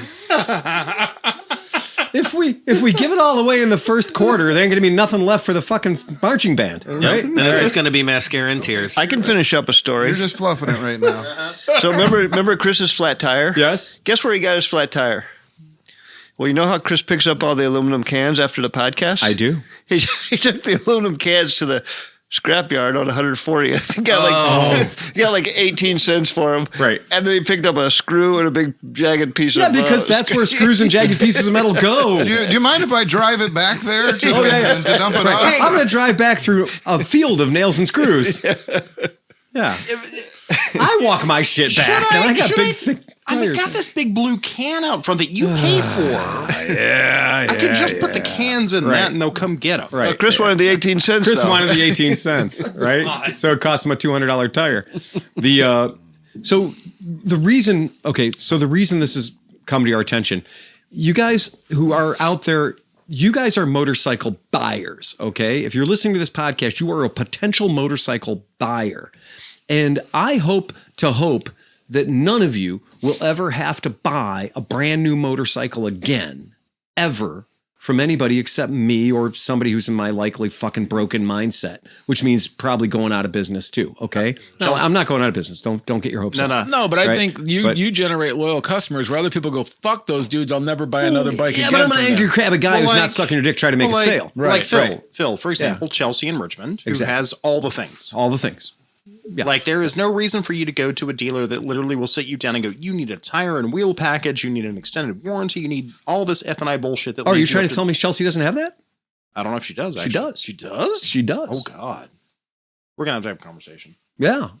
So, I mean, just letting you know, Tom, if you don't have that, you're letting money sit on the table. Oh. Tom, if you don't have that, you can't be part of this 20 group. Okay. I don't think I'm in. Let that reality set in. Yeah. Okay. So you guys remember we had a fellow in here that was test riding a Motorini motorcycle, got a magazine, Power Sports business. That dude. Okay. Right. So he, his magazine, right, that has some articles that are written by humans, but it has some other articles that aren't written by humans. I'm not going to talk about the ratio there, but it's not good. Okay. His article by the staff, how AI can help dealers work smarter, not harder. And then it proceeds to go on and tell you, keep in mind, this is Insider Baseball. This article in Power Sports Business magazine is telling these dealers how they need to get their ass on the AI bandwagon right quick in a hurry. And then going to recommend that they go to a podcast called the Dealership Fix It Podcast, which is which is what I like to call the convention of Amway salesmen. Oh. Okay. Getting together and says the solution for everything is more Amway, right? And these folks that do this are people that travel around to convention center, or dealership, getting dealerships that go, I don't know what's wrong. I'm working my ass off. I'm not making any money. And they say, well, if you want to make some money, you need to join our 20 group or subscribe to our newsletter or sign up for our program. The label falls off the wall and they're like, why does it say Kirby? It says Herbalife right on the side. Okay. I promise you it's all it is. Okay. And if you got that joke, you're a little bit older. So anyhow, this is all about, and this whole article that every dealer is supposed to adopt is telling you that you don't need to do anything except for buy this AI suite, right? And let it take over everything you're doing today. What? So it does what? Ads? It does all, like, what does it do? Phone call comes into my shop at 7:05 p.m. I'm already gone. Renee's already gone. Right. Right now, it goes to a voicemail. My voice comes on and says, leave me a message. Oh, and I've heard those. And I'll do something about it. Okay. That was my favorite part of working at the shop, is you answering or listening to the voice messages in the morning. That was so amazing. Half the people would always be like, oh, Phil has to be exagerating about the shit he gets. I'm like, nope. No, it's not. I promise you. The funny part is we are surrounded. You keep saying Amway, and I keep thinking about, I was like, who is that? Oh, right. Peter Laitman. Peter Laitman. Peter Laitman. Now you're old. Okay. So anyway, So anyway, now that call comes in at 7:05. The phone gets picked up on the first ring. Hi. I'm sorry. Can you hear me? I'm having a little problem with my headset. Oh yeah. Okay. We can hear me now? Oh, great. You can hear me. Thanks. Yeah. So this is Carrie with ClevelandMoto. How you doing? What can I do for you today? Oh, Carrie. Yeah, I was calling because I just wanted to know about the Vespa GTS 300. Hey, do you guys have any purple ones in stock? Oh, yeah. Well, of course. Yeah, we'd be happy to get you a purple one. Of course. That's totally cool. We'd love to do that. Are you a local person? Whatever. And you can give it the script and it will humanize the script and it will talk to your customer for you. Please say your card number after and it will lead them down. Oh, sure. Ford Mystic. Let's go. Okay. And so it handles that call. And it handles that call, and then it will put that person in a chain, in a queue, okay? And meanwhile, that person thinks, unless they're me, they think they're talking to a human. I test these things. I know I'm not. I know they're not humans, but we can tell. Some of us can tell, but there's going to be a day when you can't tell. So then what it does is it says, okay, it could do as little as sending me an email, the owner of the shop. Hey, I just got a call from Dave, and Dave's interested in a purple GTS 300.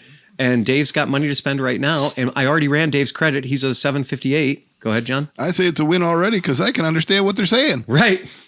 Yeah. Ouch. Yeah. You're not wrong. See, But AI can't understand what they're saying either. And they're going to call you and let you know every single call. Now, do you know the difference between AI and me? I can vet a motherfucker.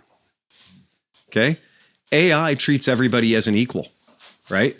And what you'll learn if you work at our shop for any period of time, that means that sometimes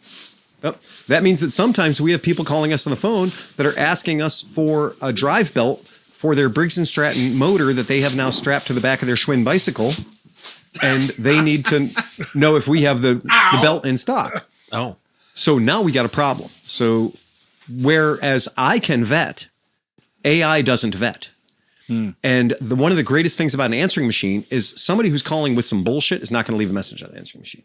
They're just calling because they're flummoxed, they're stymied, whatever, and they're going to call. And if they get a human being, they're going to waste 30 minutes of that human being's time. They're looking for free help. They're looking for free fucking help about some Queen G fucking stand-up scooter that they bought in 2005 at a swap meet. And now they want to know why it doesn't work. Why they can't get parts. And it's a $200 stand-up gas-powered chainsaw motor scooter. But AI is going to treat that person like they are a potential $10,000 sale. And AI is going to collect all their information and all their data and all their stuff. Look at Smith comes in all fucking wound up. Yeah. I think we have a curse of Smith. Yeah, exactly. We have a curse of Smith. We have a curse of Smith. Right, exactly. Hey, Sleepy, am I dead here? Yep. Because you and Chris were having a separate conversation in the podcast, so I tried to make sure that the audience didn't hear there's it. 8 mics, and it picks up everything. Go figure. That's fair. Yeah. I was doing my job, Tom. Thank you very much. All right. I think Sergeant Smith is waiting to get by you so he can sit his ass fucking down. Go ahead. He's only an hour and a half late, so it's all right. Sit down, get comfortable, and shut the fuck up. He was fixing a flat tire, for Christ's sake. Yeah. So the long and short of it really comes down to AI is not the solution. The solution is you got to fix your shit. Okay? So let's stop trying to say that the solution is going to be let's make you better at fucking over people. Let's instead stop fucking over people. Well, and also those 17 AI calls that got answered killed 2 rivers, 17 baby seals, and something else. Yeah, be run to do it. Now, it's not saving me any work. No, it's pretending that the fake people or the bad people are good people. Yeah. It's not allowing me to vet. It's taking me out of the equation. I'm not vetting. And now instead I'm going to get a list of leads. Well, yeah, and now to the AI. I was going to say, hearing you talk to people, right. I know, you can hear your thing. You'll ask certain questions, and by their answer, it's insane that within seven words, you already figured out what this guy was about. Usually. I watched it happen. It was crazy. Because we take 2,000 phone calls a week and 1,200 of them are the same. You get good at it after a while. You do. Any job that you do, you're going to get better at it with more exposure. If every phone call you took during the week resulted in a sale, it would. Yeah. I could walk through the showroom and not have a problem. Right. So the long and short of it is, I could roller skate in the showroom. Okay, so the solution is not AIing the problem. What we're doing here, we don't need to fix dealerships by adding AI and putting another man behind yet another curtain. Right. Pay no attention to the man behind the curtain. There's more smoke, more mirrors. And now what we're going to do is we're even going to fake you out fucking harder. Mm-hmm. Okay? because now it's the equivalent of having a guy in the parking lot who's putting a nail in your fucking tire and telling you, boy, it would have been great had you gotten that extended tire warranty, right? Because that's where we're at.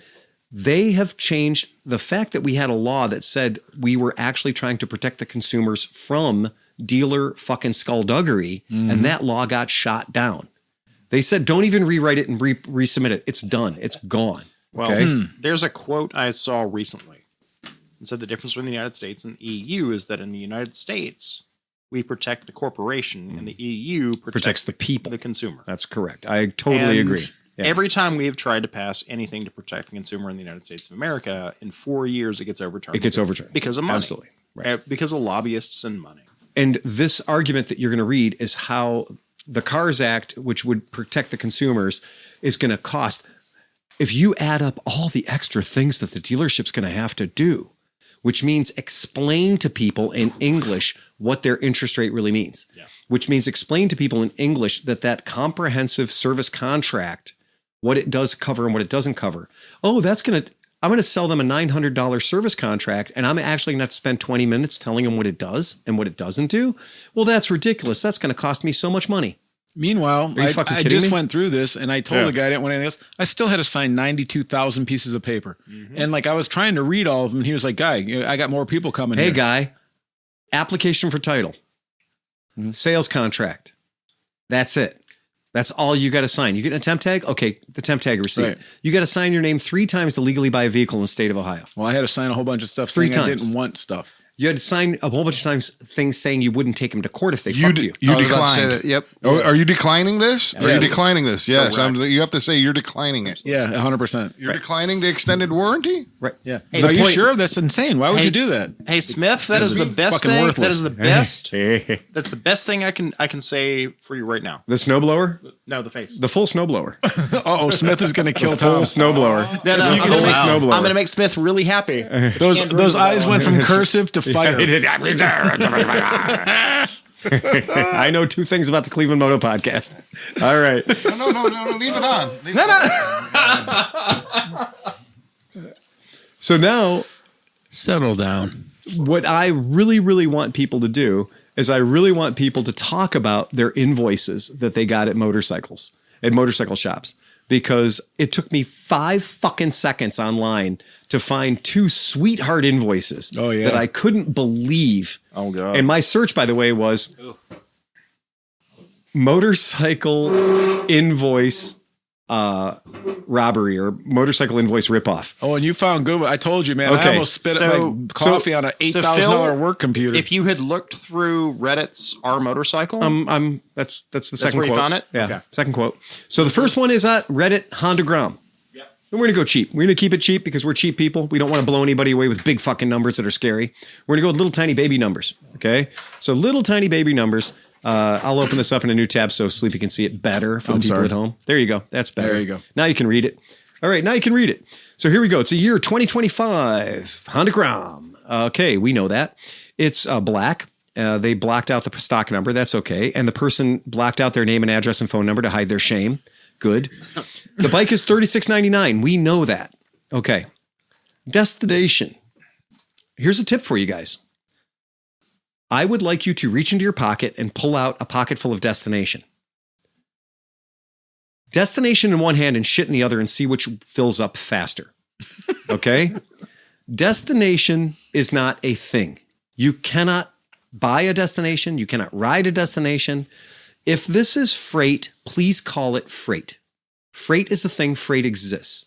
If you want to buy something that is here and it was manufactured in fucking Thailand or in Japan or in China or Italy, that has to go from that place to this place.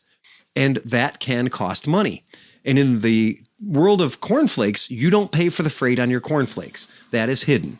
And you buy a TV at Walmart, that you don't pay for the freight. That is accepted as part of the cost of the unit. But in the world of motorcycles and cars and Batmobiles and shit like that, you're going to pay freight. All right? Freight is a thing that exists. The dealer pays the freight. Every dealership I've ever worked at pays the freight. I've never worked at a shop where a motorcycle shows up and we don't pay somebody to bring it there. Okay? Mm-hmm. That's a thing. And do you know why that is? It's because the motorcycle distributor usually has one building and the dealerships are not located next to it. Right. Okay. So the dealerships are some weird distance away from that distributorship. Well, imagine if your dealership's in Alaska or Hawaii and your distributorship is in South Carolina. It's going to cost more money to get your bikes to Alaska or Hawaii so they can be sold. Fair enough. The dealer is accepting that cost. Okay. $655. Now, before tariffs, a lot of companies now are hiding their tariffs in their freight. The reason they're hiding their tariffs in the freight is they can keep that MSRP. Okay? They want to keep the MSRP low. It's not because they're nice guys and they don't want to fucking give you sticker shock. It's because the banks need to finance these fuckers. Okay? And if the bank's financing you and your vehicle that had a Kelley Blue Book value or a NADA value or an established MSRP of, in this case, $36.99, if there's a $400 tariff on that vehicle and that vehicle becomes $40.99, the bank will not finance $40.99. It's too high. It's too much money. Because remember, when you stop making your payments after the first month and the bank repos that vehicle, the bank wants to get their money back out of it. And if they've given you too much money to buy it, they will not get that money back out of the vehicle when you stop making your payments, and they have to liquidate that cost. That makes so much sense. It makes perfect fucking sense. And this is a dealer telling you that for the first time ever in your life. That's why they don't do it. Now, most cars, most motorcycles, most vehicles will have a rule that's called the 125% rule, 120%, 110%. That means they will give you the MSRP plus 10, 25% for accessories and other shit. Now, in the state of Ohio, we can actually put trailers, I said trailers, onto the loan when you buy a car. Really? Yeah. Holy shit. So if you want to finance a new Ford F-150 for $60,000, I can, through the finance company, I can put a trailer on the back of that thing. From a different place? On the same loan. Wow. Okay? And because the banks will allow a certain percentage over the MSRP for certain things. Now, if you're buying a $60,000 car, but you decided you wanted to put $30,000 worth of accessories on it, then that is now a $90,000 car. If the bank can't get that vehicle back from you because you quit making payments and sell it for 80% of what you paid for it, then they're not going to give you the loan because that would be bad for them. Because they have experience as banks that not everyone pays their loans. Now, you win a few, you lose a few. That's the way it works. But there is a limit to the amount of money that you can finance. If you've ever traded in a car that has negative equity, raise your hand. You had a car, you didn't pay it for enough months, you take it in and you think it's worth $6,000. The dealership says, no, your car's only worth $4,000, but I still have $5,000 worth of payments I need to make. My mom just did that. Okay, you have negative equity in your car. But what you're saying, so when I did my thing, I had my mom's car, which I just wanted to get rid of. I didn't want to deal with the thing, whatever. Yeah. And you saved my ass because when I was trading it in, they offered me $900 for a 2015 Fusion with 66,000 miles on it. 900. $900. The reality is, I would have bought that. Phil nailed it. He said, it's called Steal the Trade. There's classes on it. I could probably teach him after 25 years in this business. Okay. It's called Steal the Trade. So first of all, you have to go in and say, I've already talked to Carvana. They're going to give me $6,000 for this car, and the truck I want to buy is $38,000. You go in with Carvana. Carvana is the best thing to do if you're going to go into a brick and mortar dealership. Go in there with that, because then you're not talking about Santa Claus and the Easter Bunny. You're talking about a real fucking thing. And it gives you nailed it, because it gives you a weapon. Because when he came back with, well, we can't do that, I said, well, they'll do it, and they have the same truck that I'm buying, so I'll just get it from them. They can, Thanks. and I'll do it on my phone in front of you. Yeah, because I like watching you. That's squirm. what I told him. I'm like, I kind of just wanted to get it today, but if it has to come tomorrow or something, that's fine. I'm going to go do that. And I can drive theirs for a week and a half, and if I don't like it, they'll take it away and give me my money back. And, you won't do that, will you? Pro tip, because the Cars Act failed. Right. Pro tip, CarMax and Carvana will give you the most money for your trade. Historically speaking, you do not have to buy from them. They have been known to actually lose money on trades and making it up on the sales. So that's fine, and we understand that. So, but the other end of that is they will only give you that number one time. Yeah, right. So the second time you go back, it's less.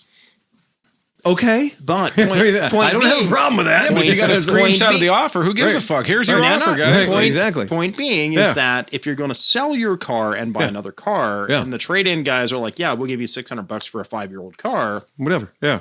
Take that number, and you're right. well, no, this is proving your point. Oh no, that's how I made the deal. Yeah. Because they couldn't come back with it and blah blah blah. And I said, guess what, dude? I'm like, make the deal happen. Give me this much for Please. the fucking trade, and we can do this. Absolutely. Yeah. Here's the thing. If you have an invoice from Carvana or whoever, Carfax, or another motorcycle dealership or whatever, you've got somebody who's willing to do that deal. For whatever reason, if you come into my dealership and you go, hey, Phil, I was just at McGillicuddy's Honda, and McGillicuddy's Honda said they'll sell me that Dax over there for this much money. Here's my invoice. Boom. Hey, if you want to sell that Honda, beat this deal. And 90% of the time, I'm going to look at you and be like, cool, go buy it from fucking McGillicuddy's. Right? If he's willing to lose that much money, good. I want him to go out of business because clearly this is how he operates. And if he keeps doing that, he's going to be a broke ass motherfucker in no time at all. I'll be buying his bikes at a 40% discount from him. That's usually how it works. That's what I tell people is like, you'll We know can when still it's a have good it. you'll know when it's a good deal Yeah. when Phil has a truck, his truck and a trailer going to get their shit. Promise you. Okay, so destination. We're going back to the topic back. at hand. Let's go back. Let's get back on track. No squirrels. Yep. Okay, destination. Destination in this case, I happen to know is Honda's Freight. So Honda's Freight, what they've done is they've rubbed a little $255 magic on this. So the dealership took the 655, the 400, they made it 655 because they wanted to make an extra 255 on this deal. That's great. That's fine. You know, it's a lie. It's a cheat. The Cars Act would have prevented this. But just the same, this is what this dealer's doing. Build PDI. Anybody ever worked at my shop for a day? Oh yeah. Anybody ever PDI'd a bike? Oh yeah. Okay.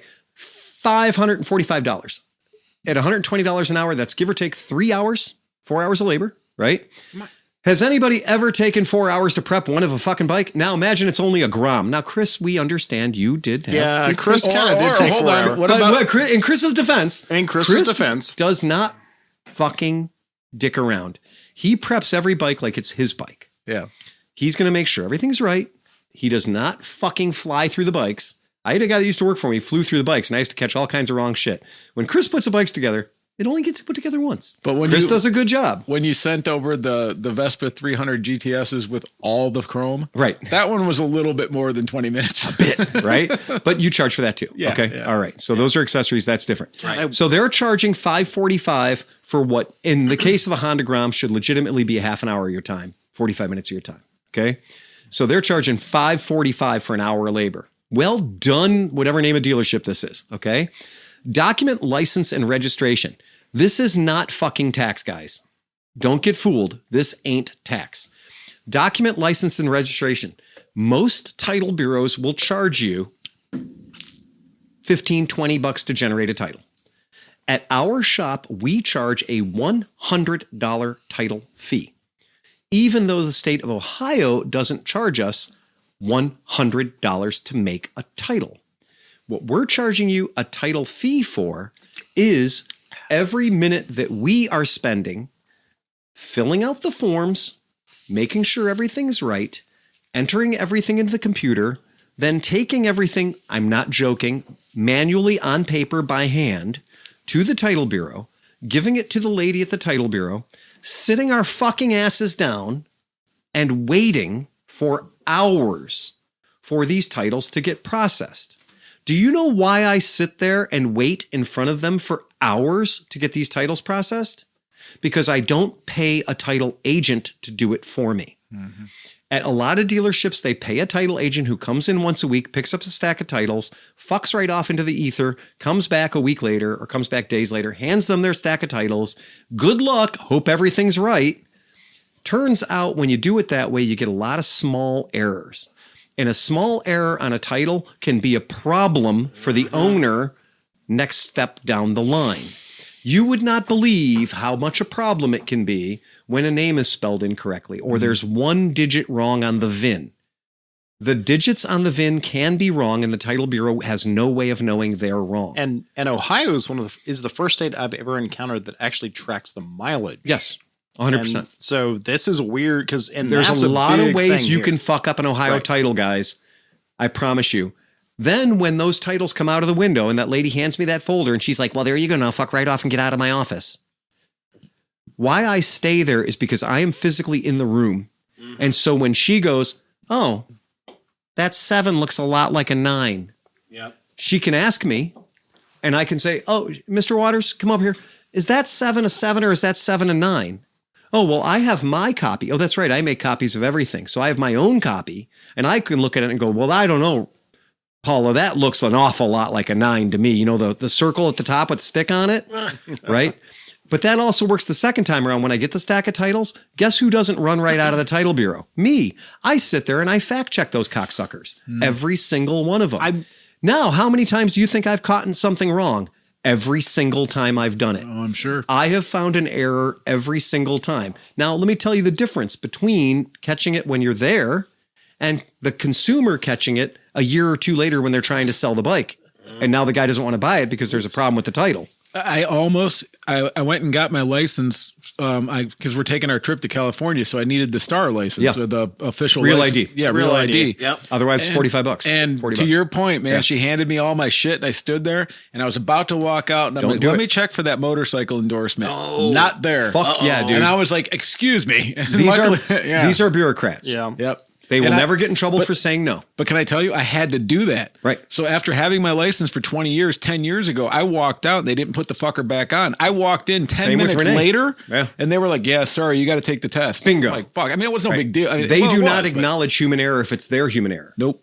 But if it's anybody else's human error, or they can blame it on somebody else, they will. I promise you, when I sit there and I fact check every single title that I'm holding in my hand, and I find out that they spelled your last name wrong, I can look her right and be like, hey, Paula, you just made this title. You got the name wrong. And she'll fix it right there on the spot. Yeah. Because that, and remember when I told you I have my copies of the applications for titles? I can say, Paula, this is a copy of the thing I gave you, because she shreds them on that end. So there's no proof of anything. But I got a copy of it right here. It says, Paula, I gave you the right VIN. I gave you the right name. I gave you the right details. If your dealership isn't doing that, you're getting some misses. You're getting some wrong shit. We learned a long time ago, hiring a title agent, hiring a title agency. Yeah, we sell 200 to 500 bikes a year, give or take.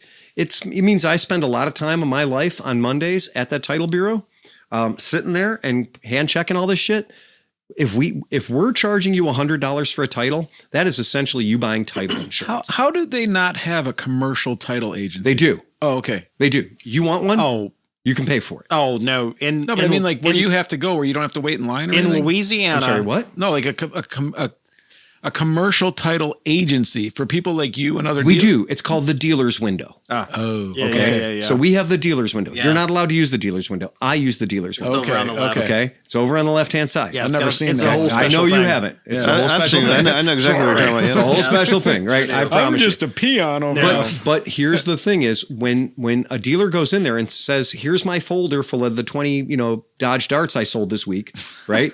And they drop that off and they fuck right off and go back to their dealership. Yeah. And then they go pick that up the next day, or you can mail them in. They'll mail them back to you, right? Okay. There's so many errors. It's terrifying how frequently shit gets fucked up. And if you want to know how to kill a good 20 hours of your life, find out 3 years after you own a bike that there's a VIN digit wrong. Oh. Because now we got to go back and, believe it or not, whatever VIN is printed on your title that's wrong, you get your bike at home. Your bike, you know that the 11th digit on your VIN is a 9, but your title says it's an 8. Now there's 2 titles that are fucked, because not only your bike that is a 9, but there's a bike out there that has an 8. Okay? And you own it now. There's 2 titles that now say the same thing. That's going to be a problem. Yeah. It will be a problem when you, the civilian, you, the owner of the vehicle, tries to go in there and go, oh, there's a problem with my title. The 11th digit is supposed to be a 9 and you got an 8 printed here. Good luck. I hope you're in for a nice long time of VIN inspections and title inspections, and going back to your dealer. This is what's going to happen. The title agent is going to send you back to your dealer, who then it's up to the dealer to unfuck that pig. Okay? So let me charge you $100. I'm doing a lot of work for that $100. If your dealership is charging you a doc fee, document, license, and registration, the only other thing that could possibly be in there is a temporary tag, which every state I know about is about $20, $23. Okay. So that's a profit center, $369.50. That's a profit center. So we take a look at that bike, and this, by the way, this Grom that was $36.99 with tax, $363, ended up being $56.32. So it's about $2,000 over MSRP. That's pretty tasty. That's pretty fruity. That's a lot of money right there. Okay. For a fucking Grom. All right. So $2,000 on that's a 50% upcharge on that $3,600 bike. 3,600 times 1.5 is $5,400. So it's pretty close to 50%. Right. Yeah. And you know what most of that money is, as we saw it right there, that's where the dealer gets their margin. So Honda makes it possible for that dealer to get an 8 or 10% margin. And I've heard people say, oh, car dealers making 5% margin. That's enough. Be a car dealer sometime. Be a motorcycle dealer. You know what tripped me out was and I don't know what other states are like, but I remember a bunch of years ago finding out that our DMVs were all privately owned. Yeah. Well, so our DMVs went weird. That's called a desperation invoice because nobody's buying shit. Right. So when you got to hit a home run, and so they're trying to get as much out of every sale as they can. Absolutely. And part of this whole concept of the dealers being trained to fuck you. The dealer is being trained to fuck you, and the way that he's being trained to do it, and he's been trained over the years to do it, is this exact thing. So this right here is for one of the most expensive motorcycles any of us are ever going to meet, a Kawasaki Ninja 500. And if you know anything about Kawasaki Ninja about 500s, they're not supposed to be expensive motorcycles. They're not expensive motorcycles. This particular Kawasaki Ninja. Is that still like the EX500 still living? Yes, sir. Breathing. Yep. There you go. Has it even gotten fuel injected by now? Yeah, it's $5,500. $5,500, right? That's a great bike for that money. I agree. But if it stayed that way, for that money, if it stayed that way, it'd be great. Okay. I love the balls of the next line. At least this dealership calls it freight. At least they call it freight. It's two different things. But they also say freight and destination charges. And then they tell you to go see addendum number 5 to know what that's all about. But the balls, the fucking balls to charge somebody $1,200 for freight is pretty fucking ballsy. Your text almost cost Summit Racing $4,000 of computers when I saw that number today. I'm not kidding you, dude. I was like, holy shit. Now, Harley Davidson does have a blanket fee. Harley Davidson has a freight charge that used to be $1,200 flat blanket rate, and I know it's gone up on certain models. Yeah. But I always used to spit the coffee out of my mouth every time I'd see a Harley invoice and see that line item for $1,200. Just the boldest, baldest freight. Like you're a trucker all of a sudden. Right? Freight. Okay. Now we go down to the third line. The phrase is like a water buffalo. Yeah. Well, and here we go. This guy after this guy saw this invoice, he totally didn't buy any accessories because I wouldn't either. His assembly and preparation. The assembly and preparation is $1,000. $1,000. It takes about 2 hours to prep a 1,000cc motorcycle if you have to put the front wheel on. So they got the kit. They had to start from scratch. The most complicated assembly that I've seen has been either the Marinis that we've had to fly and get all the things to get together. Them out of the crate. Right. And the Gootsies are some of the Gootsies are a little bit complicated. I remember the AK550 being kind of a bitch. The AK550 is a bit of a bitch. Yep. That might, but it's still not a 7-hour bitch. No. Okay. No. Because that is $1,000. $1,000 is 7.5 hours of labor. All right. So that's a profit center right there, guys. That's a profit center, especially on an EX500, because the EX500 is literally they bolt the handlebars on. Like tighten the nuts on the handlebars. We're going to find out that this was Johnny K's. Yeah, no, we're not. It's okay. Okay, then we go down here. Now, by the way, I want to tell you this pre-filled out form. I love this pre-filled out form because one, service contract. So this customer denied the service contract. What an asshole. Guaranteed asset protection. Anybody know what guaranteed asset protection is? Anyone? Gap insurance. Gap insurance. That's right. You're insuring all the gaps you might drive into on the way home. Yeah. That means that you finance this bike for $10,000, even though it's a $5,000 bike. And if you total the bike out on your way home, the insurance company is not going to give you the $10,000 you paid for the $5,000 bike because your dumbass paid $10,000 for a $5,000 bike. So there actually is insurance that I call gap insurance or stupidity insurance that covers you for spending $10,000 on a $5,000 bike. Yeah, that's right. That is the insurance policy that you pay to cover the difference between what it's worth and what your dumbass paid. See, that's Fair the enough. first time I've ever heard described like that. I've always been told that it's like when you lose your job or something, you need gap insurance so that it can pay your payments when you can't. That's not gap insurance. That's mispayment insurance. That's a totally different kind of insurance. Wow. So I was completely misinformed guaranteed. about that. So when somebody says gap insurance and they describe it as being, if you have a period of time where you're on hard times and you can't make 3 payments, we're going to make the 3 payments for you. Yeah. That's not gap insurance. I have never heard it described Okay, that way. that is not Really? gap insurance. I've always heard it described If you have a like that. gap in your pay and you can't pay, then we're going to cover it for you. That is not gap insurance. Now, granted, Gap I've never insurance missed a bill in my is life. Gap but- insurance covers negative equity. Yeah. guaranteed asset protection, which Yeah. means you are paying money to protect the value of the bank's asset. No, that makes I'm going 100. to say that again. You are paying money to protect the value of the bank's asset. Now, if that ain't something that you're paying money to ensure the bank doesn't lose any money when you lose your shit. Wow. Yeah. Wow. But the bank's going to come after you for that That's money. like paying extra more for a really good rapist. Well, if you paid $10,000 for a $5,000 bank, Hire the best. If you're gonna get I'm giving you an extra 100, leave some marks. if you're getting essayed, you might as well get a good one, right? Yeah. You know what? I don't want to do this unless there's PTSD involved. So I'm going to give you an extra 100. Okay, fair enough. As long as there's aftercare. Okay, do you see what else? Find It Now GPS. This customer denied Find It Now GPS. Oh my God. This customer denied tire and wheel protection. This customer denied platinum protection. I didn't even know there was any platinum in this motorcycle. What the fuck is that? Right? GPS? It's in the ECM. You guys, the crime isn't what they charged this guy. The crime is what's on the fucking invoice the guy said no to. Because anybody who pitches a fucking home run game on this invoice and fills all the blocks, they get a toaster at the end of the month. Okay? Hold on. Hold on. The line coming up that you're about to read, the math, it doesn't even math if you own the bike for 50 years. Hold on. Platinum protection. So that's something this guy said no to. I want to go to this dealership and I want to sit down and say, lay it on me, Monty. Give me it all. Yeah. I want the spinning rims. I want the hubcap protection. I want it all. I want the tire and wheel protection. I want the platinum protection. And my favorite next is the priority maintenance program. Oof. If you pay for the priority maintenance program, you get your bike worked on by our best technician. And you don't have to wait. Anybody who buys this, you are dealing with a fucking thief. Okay? Yeah. If your dealership offers you this, that means we're going to treat you better than everybody else we sold a bike to this year. Fuck you. Right. Right? Fuck you. Just on spite, I'm leaving your dealership. Priority maintenance program. And yeah, if you want to know, in the motorcycle industry, a priority maintenance program generally runs around $1,200. That means that when you bring your bike in for service, you get to the front of the line. And they're also saying we got some mechanics back here that you don't want touching your bike. We're going to keep those guys off it. You don't want Jimmy.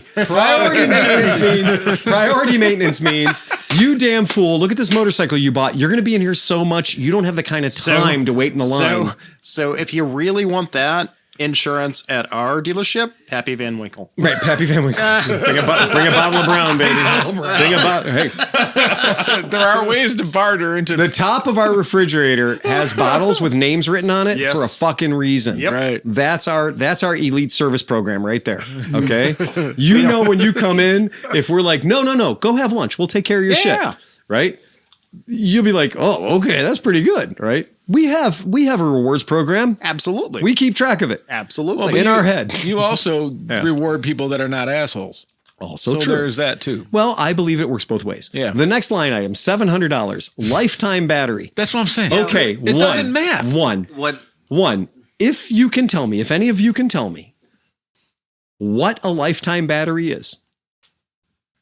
That I think it means they're going to replace it if it dies, but That's what they're saying. okay, so you have the bike for 20 years, four batteries. So for the record is, this sales guy couldn't get the guy to give the money for the priority maintenance program. He couldn't get the platinum mince protection. right. He couldn't get the executive's den happy ending program. But he did score a win on the $700 lifetime battery. So that's Golf clap. That's Which is seven. that's 100% profit. That is 7 100%. YTZ. What are they? 7? 7 YTX12s. Yeah. This motorcycle uses a YTX12 battery. So it's literally ish. yeah. 6 and change. Tom, depending how on, often? How many years most people keep a motorcycle? In Phil's world? No. Most on the people planet. On the planet. 3-ish. Right. And how many batteries do you think, even if you're an idiot, are you going to go through in 3 years? So 2. So this is a $699 profit center. Yeah. Right. One, because this guy's going to lose this piece of paper. Or this guy's going to sell this motorcycle and forget if this is his only proof that was offered. Right. And a 500 Ninja is not a forever motorcycle. Okay. No. Anyway, so lifetime battery, it's not a lifetime motorcycle. So what the fuck are we talking about? Okay. The next one is wear care. I want to know what wear care is. What even is that? I'm dying to know what wear care is. And then the ultimate dick in your ass is the closing fees. Closing fees. Is that where they literally say, okay, we're buying dinner on you today? Yeah. Right? Closing fees. It's lobster Thank you. hand Thank job. you. Closing fee. I can finally afford that yacht I've been looking to get for a while. You see the bell on the wall? We're going to make you ring that. And every time you ring that, we get $200 closing fees. Yeah. Does that go into the fucking... What does that go? Does that go to the Pop-Tart fund? Like, where is the $200 for closing fees? I want to know what it is. Okay. That's Trade allowance, blah, blah, blah. That's for ink pens. It's in addendum 5, wherever that is. Okay. Now, let's talk about market surcharge. Market surcharge is something that has appeared on these invoices since COVID. And that was due to a shortage of motorcycles in the industry. Since the Ford Bronco. It became very common. Hell, it was Mustangs were doing it too. Yeah. Right. Harley Davidson's did it in year of our Lord 2001. Right. They started adding money to the retail. And so market surcharge meant that due to availability or lack of availability or logistics or whatever the fuck they want to, they can add extra money to your invoice. Supply in this case, they chain didn't. issues. Right. So now there's a number down here that I can't figure out. IMF. It is not tax. International Monetary I'm a motherfucker. Yeah. No, idiot motherfucker. Motherfucker. I do not know what it is. They judge how stupid you are and then they add the fee. Okay, I do not know exactly I'm what fucked. it is, but what I can tell you is based on everything else on this invoice, because they've got a destination category, right? IMF, because they're not even taxing you on this invoice, right? They're getting the tax from you somewhere else. I do not know what IMF is on this one, but it is $400, and that's not a small amount of money. So this bike went from being, and I shits you not, this went from being a $5,563 bike to a no shit $9,000 bike. Yeesh. So that's outrageous. The IMF fee involves charges for borrowing, service charges, commitment fees, surcharges for high depth long-term borrowing, and a membership quota payment. Service charge. Yeah. The service charge. So that's what they're doing. In conclusion, if you walk into a door and you're looking at a $5,000 motorcycle brand new, because people do, about $5,000 is brand new. Mm-hmm. And they rack this shit up to about $9,000. Throat punch the fucker in the F&I and then walk out. You'll notice, and this is why I chose this one. The reason I chose this one is this is showing you all the ways they could have fucked you, but this guy didn't get fucked. This guy didn't pay the gap insurance. He didn't pay the service contract. He didn't pay the tire and wheel protection. He didn't pay the platinum protection, whatever that is. He didn't pay the priority maintenance program. He didn't pay for the wear care. He only bought one extra thing. He only bought a $700 lifetime battery. And the show me the butthole fee. That bike had the potential of being $12,000 Easily. some Correct. fucking dollars for a $5,000 bike. Yeah, I didn't bring in the Sportster sheet where the guy did choose everything, and his $79.99 Sportster became a $15,999 Sportster, right? And now what's the crazy thing is, of course, on that, by the way, the finance company, Harley Davidson, mandates that you have no option. You must pay the gap insurance, because they are clearly taking twice the value of the vehicle from you. Yeah, if you've doubled down, you got to take the gap. Well, you don't have to take anything by law. Well, yeah. Okay. But if you're that deep, you might as well go elbow what deep. will happen is dealerships will strong arm you and say, hey, we just can't finance you. I'm sorry, this doesn't work out. You're going to need to give me a $7,000 down payment. We got a new definition from the South. Yeah. A South Carolina fee, and that's a first-time registration of vehicles instead of a sales tax. Interesting. Very good. IMF is a South Carolina fee, so instead of sales tax, they're paying a one-time fee For first time. origination of the vehicle. The first time that vehicle gets put on the ground. So did that one have IMF and registration on it? What? I did not see a PMI? I did not see a. I did not see a. can't think. I did see a registration at the top. Right. Right. So that's what I'm saying. But there was So- no tax. Oh, okay. So that was no it then. tax. Okay, Right. so that makes sense. So anyway, here's the point. The point is, one, as a consumer, there's no reason you need to do any of this shit. I'm going to tell you guys, I'll tell you what it is. Talk to your dealership, talk to other dealerships, find out the bike you want to buy, find out what the freight charge is. Call a bunch of dealerships. Hey, I'm buying a bike. I want to buy a Royal Enfield 650, right? Call a couple of dealers, find out, call a dealer in Texas, call a dealer in fucking Virginia and say, what's the freight charge on that bike? And they'll tell you, okay, the freight charge on a Royal Enfield is $600. Good. Your dealership should be charging you $600. Anything beyond that is your dealer's dipping, right? Now, sometimes a dealer dips for a good charge or a good reason. Sometimes they don't. Find out. It doesn't cost anything to make a fucking phone call, all right? But what we can tell you is it's not just the car dealerships that are fuckers, okay? Your motorcycle dealerships are fuckers too. They also are trying to make money and trying to stay in business. The problem is if they're going to lie about it, okay, just be honest. Just say, okay, we're in Los Angeles. Rent is really fucking high here. My buddy pays $25,000 a month to keep his shop open for rent. $25,000 a month in San Francisco. Okay? Do you know how many bikes you got to sell to pay your rent? When your rent is $25,000 a month, we're not even talking about paying your mechanics. Yeah. We're talking about the rent. So the first 25 bikes you sell at $1,000 profit per bike, that is just covering your nut. Okay? You're just making the nut on the rent. Not about the utilities, not about all the other happy shit you got to pay for, but just the fucking rent. The hell with insurance or anything else, which is crazy. Kind of jealous of Chris over here. Yeah, I know. Don't get it in your head. We can't have two. Can't have two. That would be bad. Especially next week with Ryan. Yeah, come on. All right. His boots are still on, Phil. Well, I know we get Sharpie too. It'd be good. All right. All right. So if you guys want to be mad, okay, the CARS Act, CARS. I do want to be mad. Okay.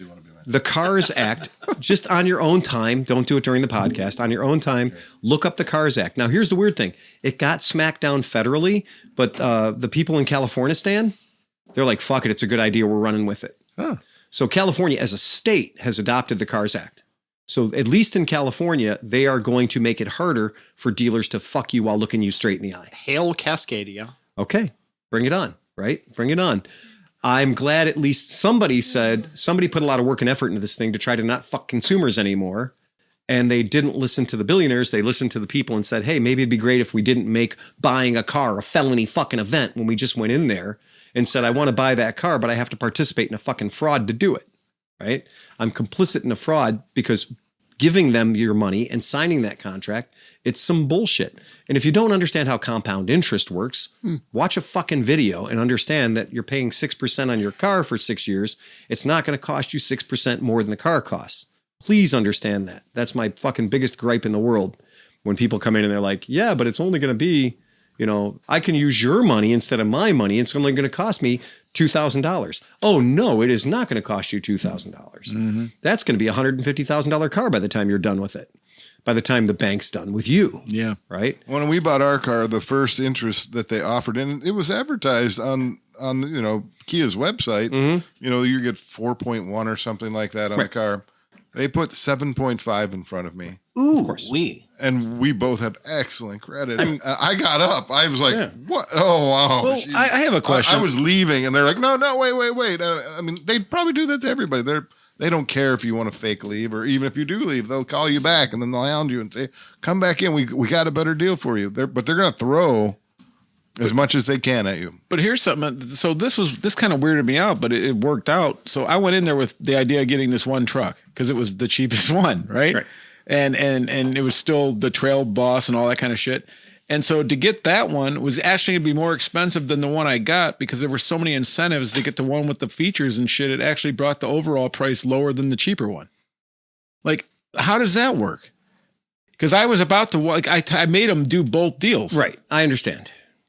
And what it comes down to is a dealership is very frequently motivated by what's called flooring. So if your dealership happens to have, let's just play the numbers. We're going to pretend like it's a really tiny dealership. And we're going to say that dealership has 20 Chevy pickup trucks on their lot that they have currently floored. That means that they don't have to start paying interest on those vehicles for, let's just say for the sake of our argument, 120 days. Okay, so they got 4 months. So for 4 months, those vehicles are on their lot rent free. They haven't paid a penny yet. But on the 4th month, they have to start paying a really juicy interest bill that on the 5th month gets bigger. And on the 6th month, it goes from a 4% to a 5% to an 8% to a 14%. So if they don't sell that car by 8 months, they are paying far more money in interest on that car than they would make by selling it. Is there a way to know that on stickers? Like, can you sneak around the lot and be like, I want that one? I mean, you see it when I drove through a Nissan lot to we were getting our cars. And I'm like, well, out front here, it's the new Nissan Frontier pickup trucks. The Pro X, bam, bam. They got 3 or 4 of those. They're parked up on the tree line. They dined. I'm like, wow, that's cool. But I'm like, no, that's the Pro X. That's the $60,000 truck. I'm like, where's the rest of them? Like, there was one. Buried in the back. There was one gray right here. It was kind of like their standard one. Well, I'm like, no shit. Everybody wants to buy the cheapest one. Those are the most expensive ones. But if they sit there long enough. Right. And nobody buys them. The motivation factor is where you go in and a trick that you can play is you can go to a dealer's website and you can look up a particular car that you're interested in. See that particular car. And if you have a website like Ford is a good example, they'll list the vehicle by the VIN. And you can look at the VIN and you can determine how long that vehicle has been at that dealership. Yep. Now, most dealerships, 4 or 5, 6 months, they want to get rid of that fucking thing. All right. And realistically, they're not even going to lie to you about it. Right. So if you come in and say like, hey man, I want to buy some dated inventory, something that you're going to be motivated to sell because you don't want to pay interest on it. So something you're getting close to its birthday is what they call it. But car's getting close to its birthday. That means they're going to start paying interest on it. Or if they haven't already started paying interest on it, you can find that information. You look at their inventory, be aware of what their inventory is, what their stock is. Don't be afraid to check it out. Look at other dealerships as well. The point is, if you're buying a brand new car, it's you versus them, and they are very fucking good at it. And if you think you're good at it, you're wrong. You are going against LeBron James in a free throw contest. Do they ever do it seems like as soon as it gets sticky, the sales guy always has to leave for a while. It's training. Is that just also just wearing you out? Yes. Time. Because here's the funny part. It's called a grinder. So the day that I got my car was the day that me and John did the live thing. Right. So I went in there and I told this dude, I'm like, I have a 4 p.m. hard out. Yeah. And if you're not close to finishing the deal. 100 times a week. And he was like, I go, if you're not close to finishing the deal, I'm leaving. It got to be 3:45. I hadn't signed shit or done anything. I'm like, in 15 minutes, I'm walking out of here with a truck or without one. I don't care. Yeah. And the guy was like, come on in here. Okay. Yeah. You don't want that. All right. You're good to go. Here's your keys. It was fucking crazy. He wanted to sell a car. Yeah. That's exactly right. Yeah. And I promise you this, that he's going to make his money on that used car, that used truck. He's not in a hurry. That one will sell because 90% of the buyers are like, the only thing that's more attractive than a $50,000 brand new truck is a $35,000 3-year-old truck. Right. So he will have no problem selling that 3-year-old truck. Now, the new one, though, the clock is ticking. So he's going to actually try to sell you away from that pre-owned truck because the clock is not ticking on that one. They stole that from the guy they got it from, right? So they're going to make really nice profit on that truck no matter what happens, okay? But the new one, the clock's ticking. They want to sell that thing, right? Because the 26s are right around the corner. So it's even cheaper just to throw it out at cost or whatever. Well, not cost, but you know what I'm saying. Yeah. They'll figure it out. It's just keep in mind, if you think, and I promise this is me doing this for 25 fucking years. If you walk up to me and say, man, bring on your best salesperson, I'm good at this. Oh, fucking show me your best. Show me your fucking best. Because I got 25 years of avoiding the tricks. Yeah. I've got 25 years of having to invent a system that we stay in business without these bullshit invoices. I got 25 years of, if you show up and you're motivated, I'll sell you a bike in 5 goddamn minutes. Okay? With 3 signatures. No hostage taking. All right? Nothing. You're there. Ask me any question you want. I'll answer it. Lies only slow me down. Well, this is the whole joke about me telling you that we have the country's largest selection of pre-tariff Vespas. Absolutely. 100% largest inventory. Nobody else has more Vespas largest pre-tariff in America than you have. Guarantee it. So automatically you save what, 25%? Right. Yeah. That's it. Right. Instantly. Like at that point, you're like, well, go down the guy down the street. He's 30% over us. If you think you're the world's greatest negotiator, I will introduce you to the guy that sold me my Toyota Tundra, who is my friend. And the problem is it's in his soul, right? He can't stop himself. He can't not do it. And if you don't think that Toyota has their arm so far up his ass at this point, because he gets paid a lot of money to be a Toyota truck salesman, right? He can't resist F&Ing me. He F&I'd me. And I was like, what the fuck? Jason, we've known each other for 30 fucking years, dude. Why are you trying to F&I me? Phil, there's cameras all over this place.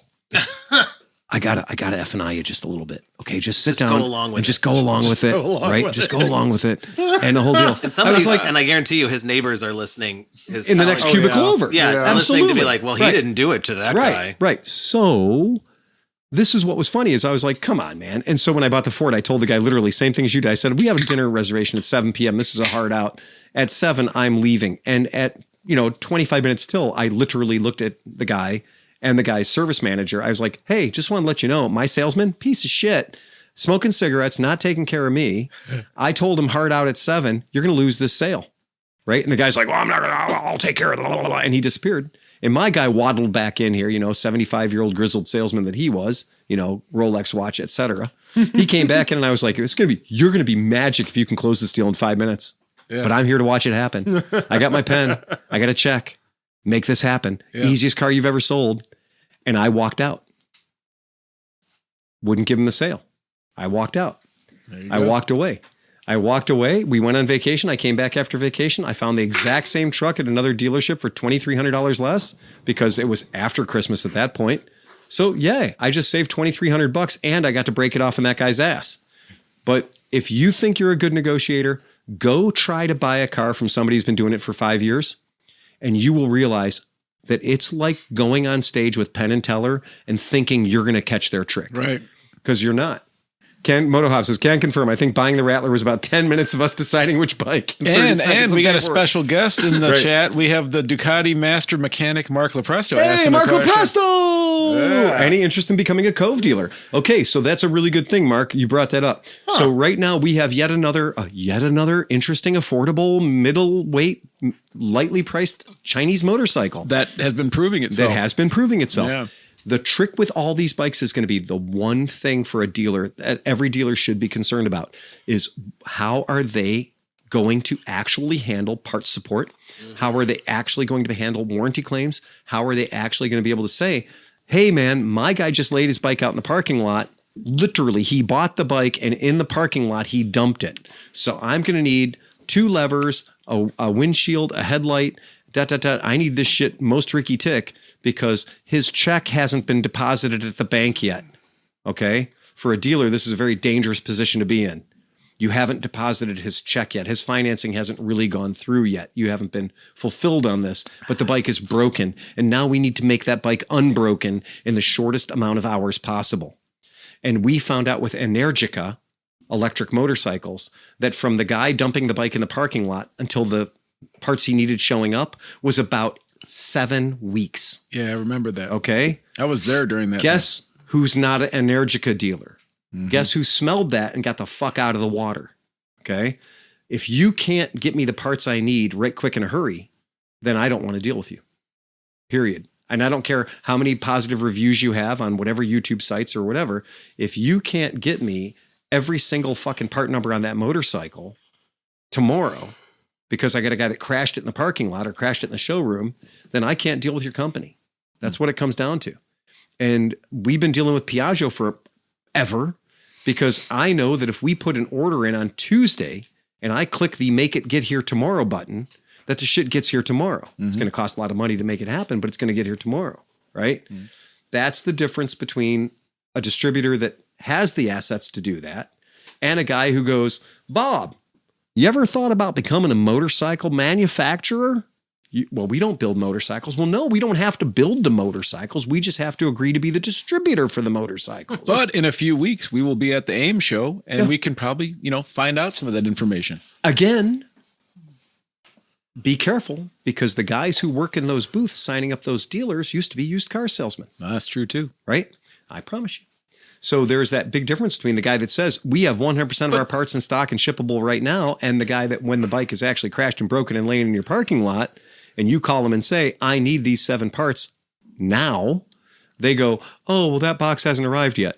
But let me ask you something. Yeah. So Cove's been around now for a few years. They're coming up. What would be, so if we're at the AIM show and we're talking to them, right? And you ask them like, okay, what is your parts availability? Do I have a full stock available parts? No, I'm not going to ask them. Fuck that. I'm not going to ask them. I'm going to call 7 of their dealers. Oh, good point. So I'm going to call 7 of their dealers and go, hey, how long you been a Cove dealer? I've been a Cove dealer for 18 months, 19 months, 26 months. Cool. How are their parts? Well, they get here in about 4 or 5 weeks. They're okay. Right? Mm. Cool. How are they on warranty repairs? Oh, they usually let anything go. Right? Okay. That's fine. All right. Cove Motorcycles is Zhangzhui. The parent company is Tibet Summit Kolov Motorcycle Sales Limited. Ooh. Right? Zhangzhui has left Cove to launch a new company that everybody's talking about called ZX Moto. Yeah, that's it, ZX. So everybody's talking about ZX Moto. So the people that made Cove, that mama bird already left the nest. Well, and she's made another nest called ZX Moto. Okay? So now the ZX Moto part, that Zhangzhui's gone. And now Cove is in the capable hands, I guess, of Tibet Summit Kolov Motorcycle Sales Limited. Is Cove the company that it was when it was being run by Zhangzhui? Well, Zhangzhui's gone. Zhangzhui's over there at ZX Moto right now. And if this is confusing to you, welcome to the world of Chinese motorcycle manufacturers. Right? But that dude has said, when his videos, he said, I'm dedicating my life to making the best motorcycles I possibly can for Who said that? The XYZ or the ZX. What is it? The ZX Moto guy. Yeah. Okay. Right. Is he going to say the same thing when Zhangzhui leaves him and becomes part of now ABC Moto? I think this is his passion project. I think he left Cove because he wanted more freedom. Yeah. This is his own thing. The man who ran Mission Motorcycle Company, it was his, you cut him, he bleeds Mission Motorcycles. Mm-hmm. It took Harley Davidson to take that all the way. Yeah. Right? I promise you, there has always been the guy who's the American face that says, I live and breathe for this product. But it's the Chinese company behind it that has all the control of where the money's being spent, et cetera. I am very concerned about this. Zhangzhui founded Cove in 2017 and is a former professional enduro and off-road rider, is what they're saying. Mark's saying the quality's impeccable. The quality's impeccable. That's cool. That's great. I've seen a lot of really quality, impeccable items not be able to survive a year's manufacturing and sales and dealing with a dealer network and keeping customers happy. There's a lot of really, really great products that haven't survived because of either super high level management, shit in the bed, or going, well, we tried it, didn't pay off. We didn't meet our projected sales goals. So based on our investors, it's time for us to turn this off. Well, all those guys out there, Vectrix, right? Vectrix was the greatest thing since sliced bread. I've never met anybody who rode a Vectrix electric motorcycle and didn't say it was the greatest goddamn and most amazing thing he ever bought or rode. An American company, not a Chinese company with an American name, an American company. And they did not meet their sales goals. And their investors said, you didn't meet your sales goals. But we have the best product in the world. It does everything we said it did. Everybody loves it. Great. You didn't meet your sales goals. So we are taking away 100% of the money. We've agreed to lose no money, but we've lost 10%. So now the investors run away. Well, now Vectrix is dead in the goddamn water. Now, it may not be but a bump on the fucking spreadsheet to the guy at the top who's going to tell his accountant he had a loss this year. Mm-hmm. But to every single Vectrix dealer that I knew who had $20,000 or $30,000 worth of inventory on their floor, and nobody would buy them once the word got out that the company had locked their doors, they all choked to death and damn near lost their business because they had a $50,000 worth of boat anchors on their floor. Mm-hmm. I'm cautious of that. I dig it. That's fine. Cove could be the greatest thing in the world. If we talk to other dealers and say, yeah, it's been great, we love it. There's a reason we signed up with Kimco. It wasn't because I liked the way the words sounded. It's because 6 fucking people that I trusted that had been running shops for longer than I was had said, hey, they're pretty fucking great. They're pretty good at what they do. We get parts when we need, and there's a good enough margin to keep in business. Yeah, I'm sure being the guinea pig dealer is not always the best option. All right. Yeah. So it's a really, really bad scene. If you don't think that I'm nervous when I see the Benelli torch being passed from SSR Motors, right? Yeah. We are the official U.S. distributor of Benelli motorcycles. Until you're not. Until that, right? Exactly. Right. Until Transpro shows up and is selling all of your motorcycles, QJs and Benellis, for half price, direct mail to the consumers. Yeah. Right? Oh. Well, then you don't need a dealer anymore, do you, motherfucker? No. And then my dealer license that says I do QJ and Benelli is meaning it's a bug light for a bunch of broken bikes that show up at my shop and go, I'm here for the warranty. Well, you didn't buy it from me. But now I got to choke on the warranty? Oh, man. And a $3,000 bike, no less. It's not. That's exactly right. It's like the parts. It's not like you get a $25,000 cruiser in where you could say, okay, it'll be worth to put $2,000 worth of parts on this thing. You know, like, oh, man. Here's a headline for you. After mysteriously leaving Cove, its founder has a new motorcycle business. Definitely not sus. Nope. That's the headline. What magazine? Or article or whatever. This is Ride Apart. Wow. I'll throw it up here if you want to see it. Yeah. Yeah, there it is. Yeah. Right? Well, it actually says definitely not sus. Definitely not sus. I thought it was you. I was like, oh, how trendy. Right. I don't know, but that bike is dope. And everybody that's ridden it said it's fucking awesome. And that's my point, is it can be, and it can be the most amazing thing in the world. And the parts bin at my garage and my shop is full of amazing products that are great that I can't buy anymore because the fucking company went out of business. Right. And I was like, they shouldn't have gone out of business. This is the best version of this thing I've ever held in my hands. And you go, yeah, but somebody else thought that it didn't make enough profit. And that's why it had to go away. And that's a shame. That's a bite in the ass. And to a dealer who has $150,000 worth of their bikes on the floor, when that support goes away, nah, I don't like that. Okay. Jui apparently resigned his position. The circumstances at the time were very weird, as Jui was both the face of the company on the business side. He was the CEO after all, but also the face of the company across social media, right? Blah, blah, blah, all that stuff. So anyhow, I don't know. I will need to know more about Cove before I tell anybody on the internet it's a great idea or it's a bad idea or it's the greatest thing in the world or not. I right. Yeah. Someone here, Swanson. Oh, he's got his mouth open, oh, seductively. Yeah, that's it. All right. So, and then one of the things we wanted to talk about was the trailer for the Fortnite. So Ryan Fortnite, we're going to pull up his movie trailer, and this is the movie's called Yalla Habibi.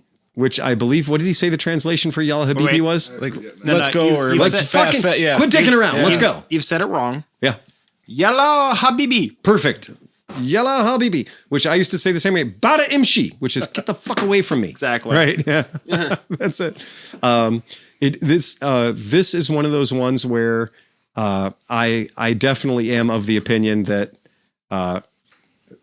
this is good stuff. Right. So anybody joining late in the podcast, Ryan Fortnite will be joining us next week here on the podcast, and we are going to talk to him all about what we're about to show you. Via Zoom, you said, right? Yeah. Yeah. He's not coming here. Well, right. I don't think he's going to spend a trip from wherever fucking west coast of Canada to fly to the ClevelandMoto podcast. No, probably not. Hey, Spirit Airlines is only $60. We are very full of ourselves, but we will tell you that when it comes to these kinds of things, we are not the early bird catching the worm. We are the second rat getting the cheese. Yeah, totally. Okay. But we're on the other coast, so we're on the other coast. Still tasty cheese. Right. I don't know if we're going to have any audio on this. You know what? I think so. If the first mouse didn't through get the it, HDMI, it's going to be good. Let's see what happens. Imagine seeing us. You're pumping gas in your minivan. You're about to go to the grocery store or whatever, and all of a sudden just like two Ducati go up, and these three guys just run and piss and drink and eat, just chew food, and then who's getting water? Okay, I gotta pee. Smack the cap back on their bikes. It's crazy, dude. It's so fun though. We want to do something definitive. Do it as a true race.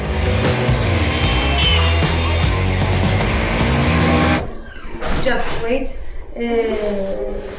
Fucking amen. Harry just texted to say they're trying to rush import the bikes so Ducati Istanbul will own them, but they're doing an interval check on us right now. We bribed these guys, do you think? I seriously doubt that you'll be able to make it in time. There's a super safe thing to do, but motorcycling is not a super safe thing to do. That's kind of the point.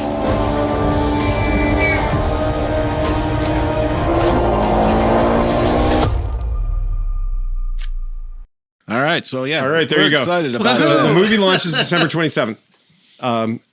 Now, here's the thing. If you happen to be in the Vancouver area in December the 22nd, they are doing a launch. Yeah. So that's their grand opening. Like he said, black tie, I think. It's going to be a gala. Yeah. Right? Extra gay. Love. I think, I bet you some of the Misfits will make it because that's pretty close for them. Well, that would be extra gay. So I can have it on good authority that Cat McLeod and that Liza are definitely heading up there. Awesome. So they're heading up. I mean, Bagel's only like 20 minutes from there. Oregon's a big state. So is this happening in Portland or is this happening? Where's this happening? In his what's above the Vancouver? Thank you. That area. Vancouver. Yeah. Right. So for the people that are not familiar with the state of Oregon, it's one of our smaller states. It's right there like Rhode Island. It's a little tiny fucker. Yeah, right. It's like the Rhode Island of the Pacific Northwest. Totally. Oregon's just a little tiny state. Do you know that? So everybody that says we're going to go to the Portland One show and we're going to meet Bagel. Mm-hmm. What you realize is where Bagel lives is about 4.5 fucking hours, 5 hours away from the Portland One show. Do you know that I flew inverted in a Yak 54 right near Jesus Bagel's Christ. house? My old boss at RC Groups had the Eric Beard's Yak 54. Oh my God. And I got invited to a wedding in Corvallis, Oregon, and then we went and flew aerobatics, and this gets interesting. I have pictures. I'll show you all this. So we did loops, rolls, we did a figure eight, all this shit. I almost passed out on the loop. We pulled like 7.5 Gs. And then he did a snap roll, and I thought I was going to die. We flew inverted, and all you're doing is hanging on the straps. All this shit of like, oh, the G4. No, you're hanging upside down by straps in this fucking airplane. But here's the crazy part. So we get done with this, and he's like, hey, you didn't puke. And I'm like, yeah, but I don't feel like I'm doing well. You know? Right, exactly. And so he's like, all right, we'll head back. So we're flying back in this Yak 54, dude. And like, it's an aerobatic plane, red, white, blue. Like, if you look it up, pull up Eric Beard's Jim Burke Yak 54, and I can show it. But in fact, if you put my name in it, probably it'll come up that we did it because it was on. Anyways, so we're flying back, and I'm starting to feel kind of queasy, right? Yeah. And the oil smell starts to come up, and I'm like, why is this oil smell coming up? And then I start to see smoke in the cabin, and I'm in the front cockpit, and he's in the back controlling it, right? And all of a sudden he goes, yeah, Tower, we're going to go ahead and we're kind of emergency landing. And he goes, okay, we'll have the thing. And I'm going, what's going on? What's happening? And he's like, just brace. We're fine. It's fine. We're at 3,000 feet. The dude fucking pushes over, flattens the prop. So we're just like, because he has a variable prop, right. Flares it at the thing, right? So when he flares the prop, the engine's like, and like it sounds like it's exploding, dude. We land, there's fucking smoke coming out of the fucking airplane everywhere. I'm like, holy fucking shit, dude. There's like dudes in those like green fucking fire trucks flying down the runway. So we stop, everything's fucking cool. We get out. I'm like on the ground, kissing the ground at that point. And so after everything was said and done, the airplane was supercharged, right? Right. And it had a screen on the front of the box at the very bottom. If you look at the Yak 54, it has like this square inlet. And it's supposed to screen goes on the front of the inlet for the supercharger. And the nuts go through this way. And on the back of the nuts where the bolts are held, it's supposed to have a cage that encases the nut. So in case it falls off, it can't get sucked into the supercharger. Well, that didn't work now, did it? It broke off. So all that went through. And so he lost like 3 of the cylinders through the whole airplane. And so that was the last time that plane flew until he sold it. And I was in it. Yeah, it's a Russian airplane that is just a radial motor. Yeah. And enough control to keep the radial motor. Yeah. And there, you can throw the picture up. Yeah, that's it. If you put Yak 54 Sleepy C Jim Burke, I bet you can find the pictures. There is. I did find the story, but it's not. Okay. Somebody needs to do a little maintenance that's the plane right there on the right. Yeah, somebody needs to do a little bit of maintenance on that website. But it is a tiny little airplane that does not want to go in a straight direction. No, I'll bring pictures next week, and it was fucking inherently crazy, unstable is what makes it exciting. Yeah. Yeah. Yeah, it's super kooky. Like your favorite lover. Like the whole Well, I was going to mention the fact that I'm supposed to be in Oregon right now, actually. Oh, really? Oh, yeah. You remember that whole Oh, that's right. Yeah, right. Yeah. Oh, I've been canceled from Oregon. Oh, man. Yeah. This idea of them doing that the December release for this film. It's going to be a lot of fun because it's about motorcycles, but more importantly, it's chaotic. We should have a watch party. We can have a watch party. We could do that. We can have a watch party. I don't think we can monetize it, obviously, but whatever. I mean, Sleepover. Yeah. Right. The long and short of it is, pajama party. I love any movie that has that kind of a situation where you're like, okay, what are you going to do? Well, we're going to just go around the world. Okay, cool. But what are you going to do? Well, we're going to do it as fast as we fucking can. Yeah. Right. Okay, you're going to do it as fast as you fucking can. That's great. Have you reconnaissance this route? No. Oh, I like the casual attitude he was talking about. He was like, I didn't really prepare that much. He's like, it was 3 days before, and I'm like, well, I got 2 pairs of pants and socks. So we should do this as slow as possible and go to like really leisure kind of areas and get like from like here down to Beer Engine. I think at some point, get like massages. At some like point in the relax. next couple of years when we can all retire, I think we should do the Transcontinental Tiki Bar Tour. Right. I mean, just do. You mean I have to do that again? Okay, I'll do it again. What the fuck? Twist my arm. It's been years since I did it the first time. Cast. There's been a whole bunch of new bars. Yeah, well, there's a new cast of characters. There's a whole bunch of new bars. Yeah. Yeah. I mean, it's not like I haven't done that once already. I can start the non-alcoholic best tiki bar menu drink in the world. Right, absolutely. Yep. There you go. Or just that most fun experience. Yeah, that's what we're looking for. Right? I think that's the jam of it. Like the idea of, for me, doing motorcycle travel in a hurry or under the gun, or we need to be here by this time. I'm done with that. Yeah, I'm absolutely done with that. We've kind of said that, the next rally we do, whether it's scooter or motorcycle or whatever, is going to be an all-inclusive, and the vehicles are going to be extra. Right. Oh, yeah, sure. If you want to go out, the guys out front have a couple of bikes for you. Go fuck off. We're going to be by the bar. I would have, one of the greatest 2 weeks of my life, I kept telling Merritt, the only thing that would make this trip better is if the ClevelandMoto podcast guys were here. Because we were in a tree house on St. John's in the Virgin Islands. Yeah. We had a Kawasaki KLX 300. We had the world's greatest beaches to snorkel on, right?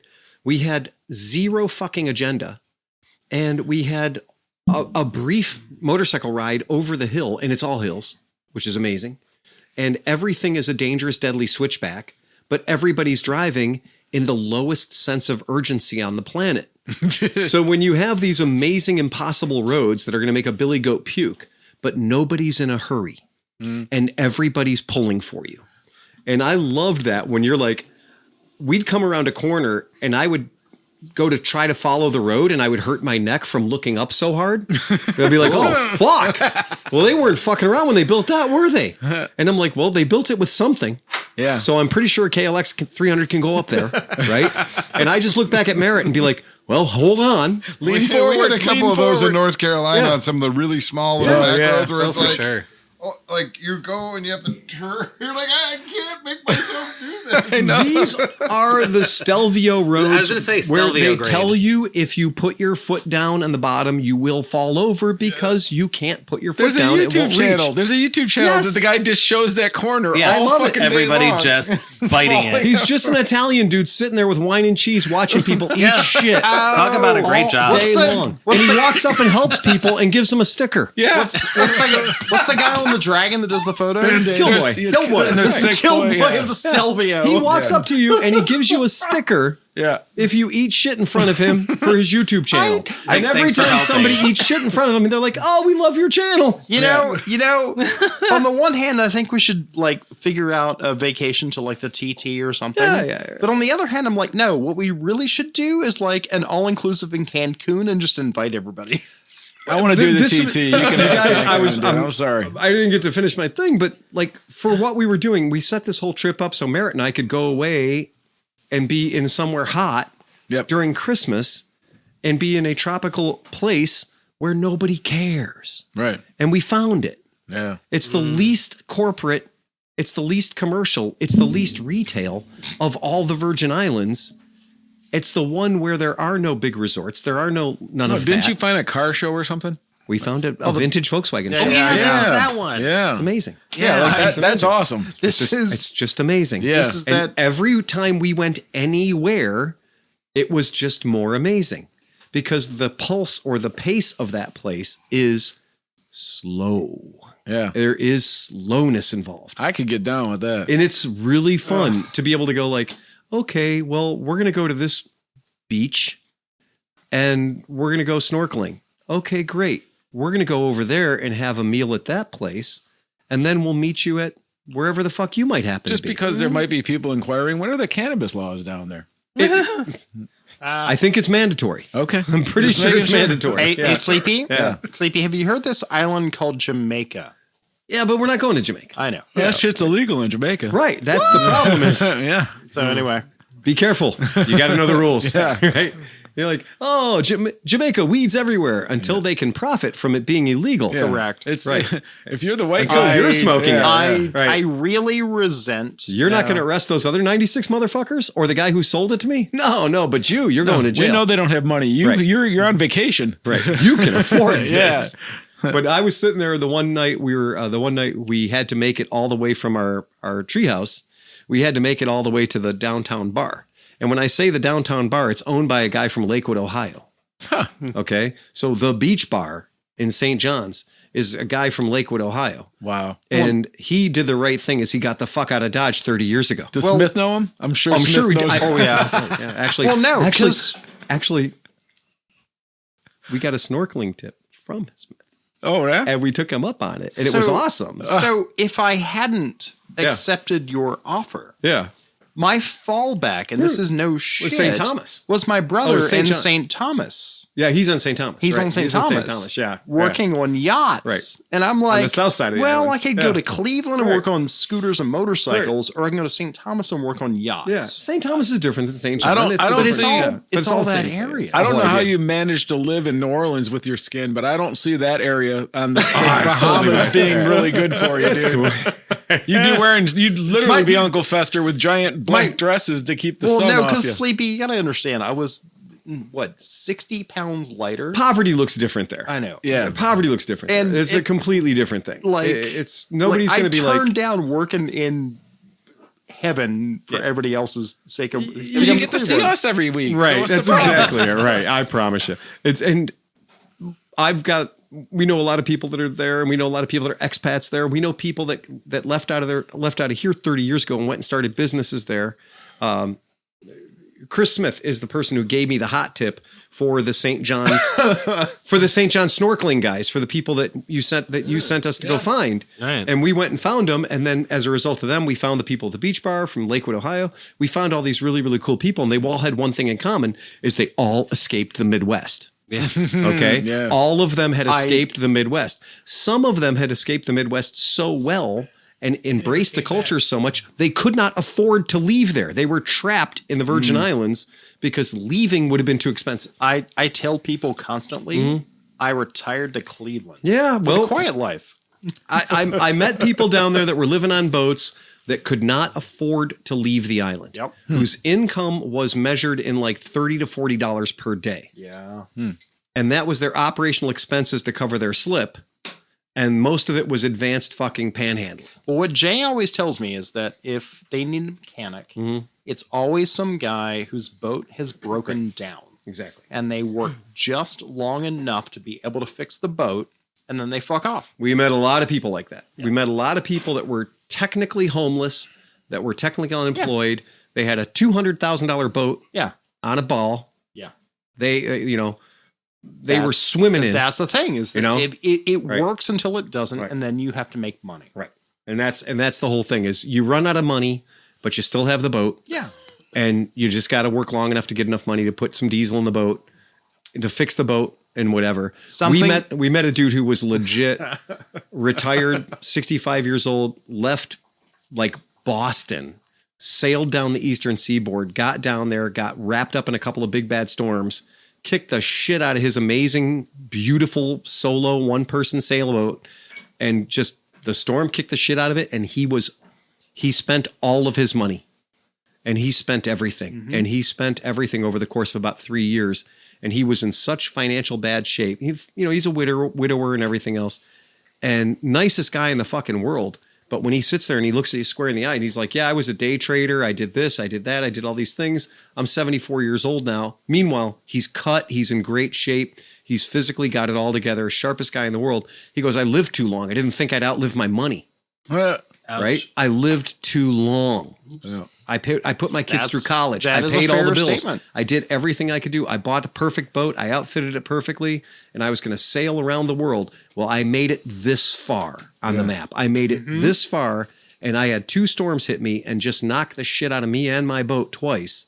So I am financially destitute. So now all I do is fix boats and listen to Margaritaville and get drunk. All day long, he goes from boat to boat to boat to boat, and he goes and he does odd jobs on people's boats, does windows, does teak, does all this. Like I said, scrapes the barnacles off the bottom. My option literally was live here in Iceland, and he's living on $40 a day. Exactly. All right. So that's a different. It's a whole different. It's a different kind of life. Exactly. But, all right. We don't have a license to go any further. What do you call a deaf gynecologist? A lip reader. Hey, that sounds good. All right, next week at Ryan 8 p.m. 8 p.m. Come on in. Yeah. Oh, and by the way, participate in the live chat. Yeah. Because we're going to ask your questions of him. But here's the thing. Well, yeah. If you have questions, if they are lame, we are going to ignore them. Oh, yeah, we are. Like, you have to, you bring the heat. Bring the fucking questions, man. If you're like, blah, blah, blah, and you can find the same question on the internet answered 37 times, I might kick you out of the chat for not being... If you ask what's your favorite motorcycle, I'm probably going to kick you out of the chat. Yeah. Right? You got to come with a better A game than that. Yeah. You can't, right. That is not how it's going to work, right? So do we have time to do Christmas? What? Are you prepared to do Christmas? Next week or now? Well, Slippy said he was bringing Christmas, so I brought Christmas too. No, I brought cold weather presents. These are just cold weather presents. Hey, if we want to do a white elephant, this is not the official Christmas. No, plus it's already FCC o'clock. Yeah, okay, we're good. We got to roll out. So we're going to wait. All right. Yeah, all right. All right, guys, with that, please drive fast and take chances. Play us out here, Johnny Mac. Bum, bum, bum, bum, bum, bum, bum, bum,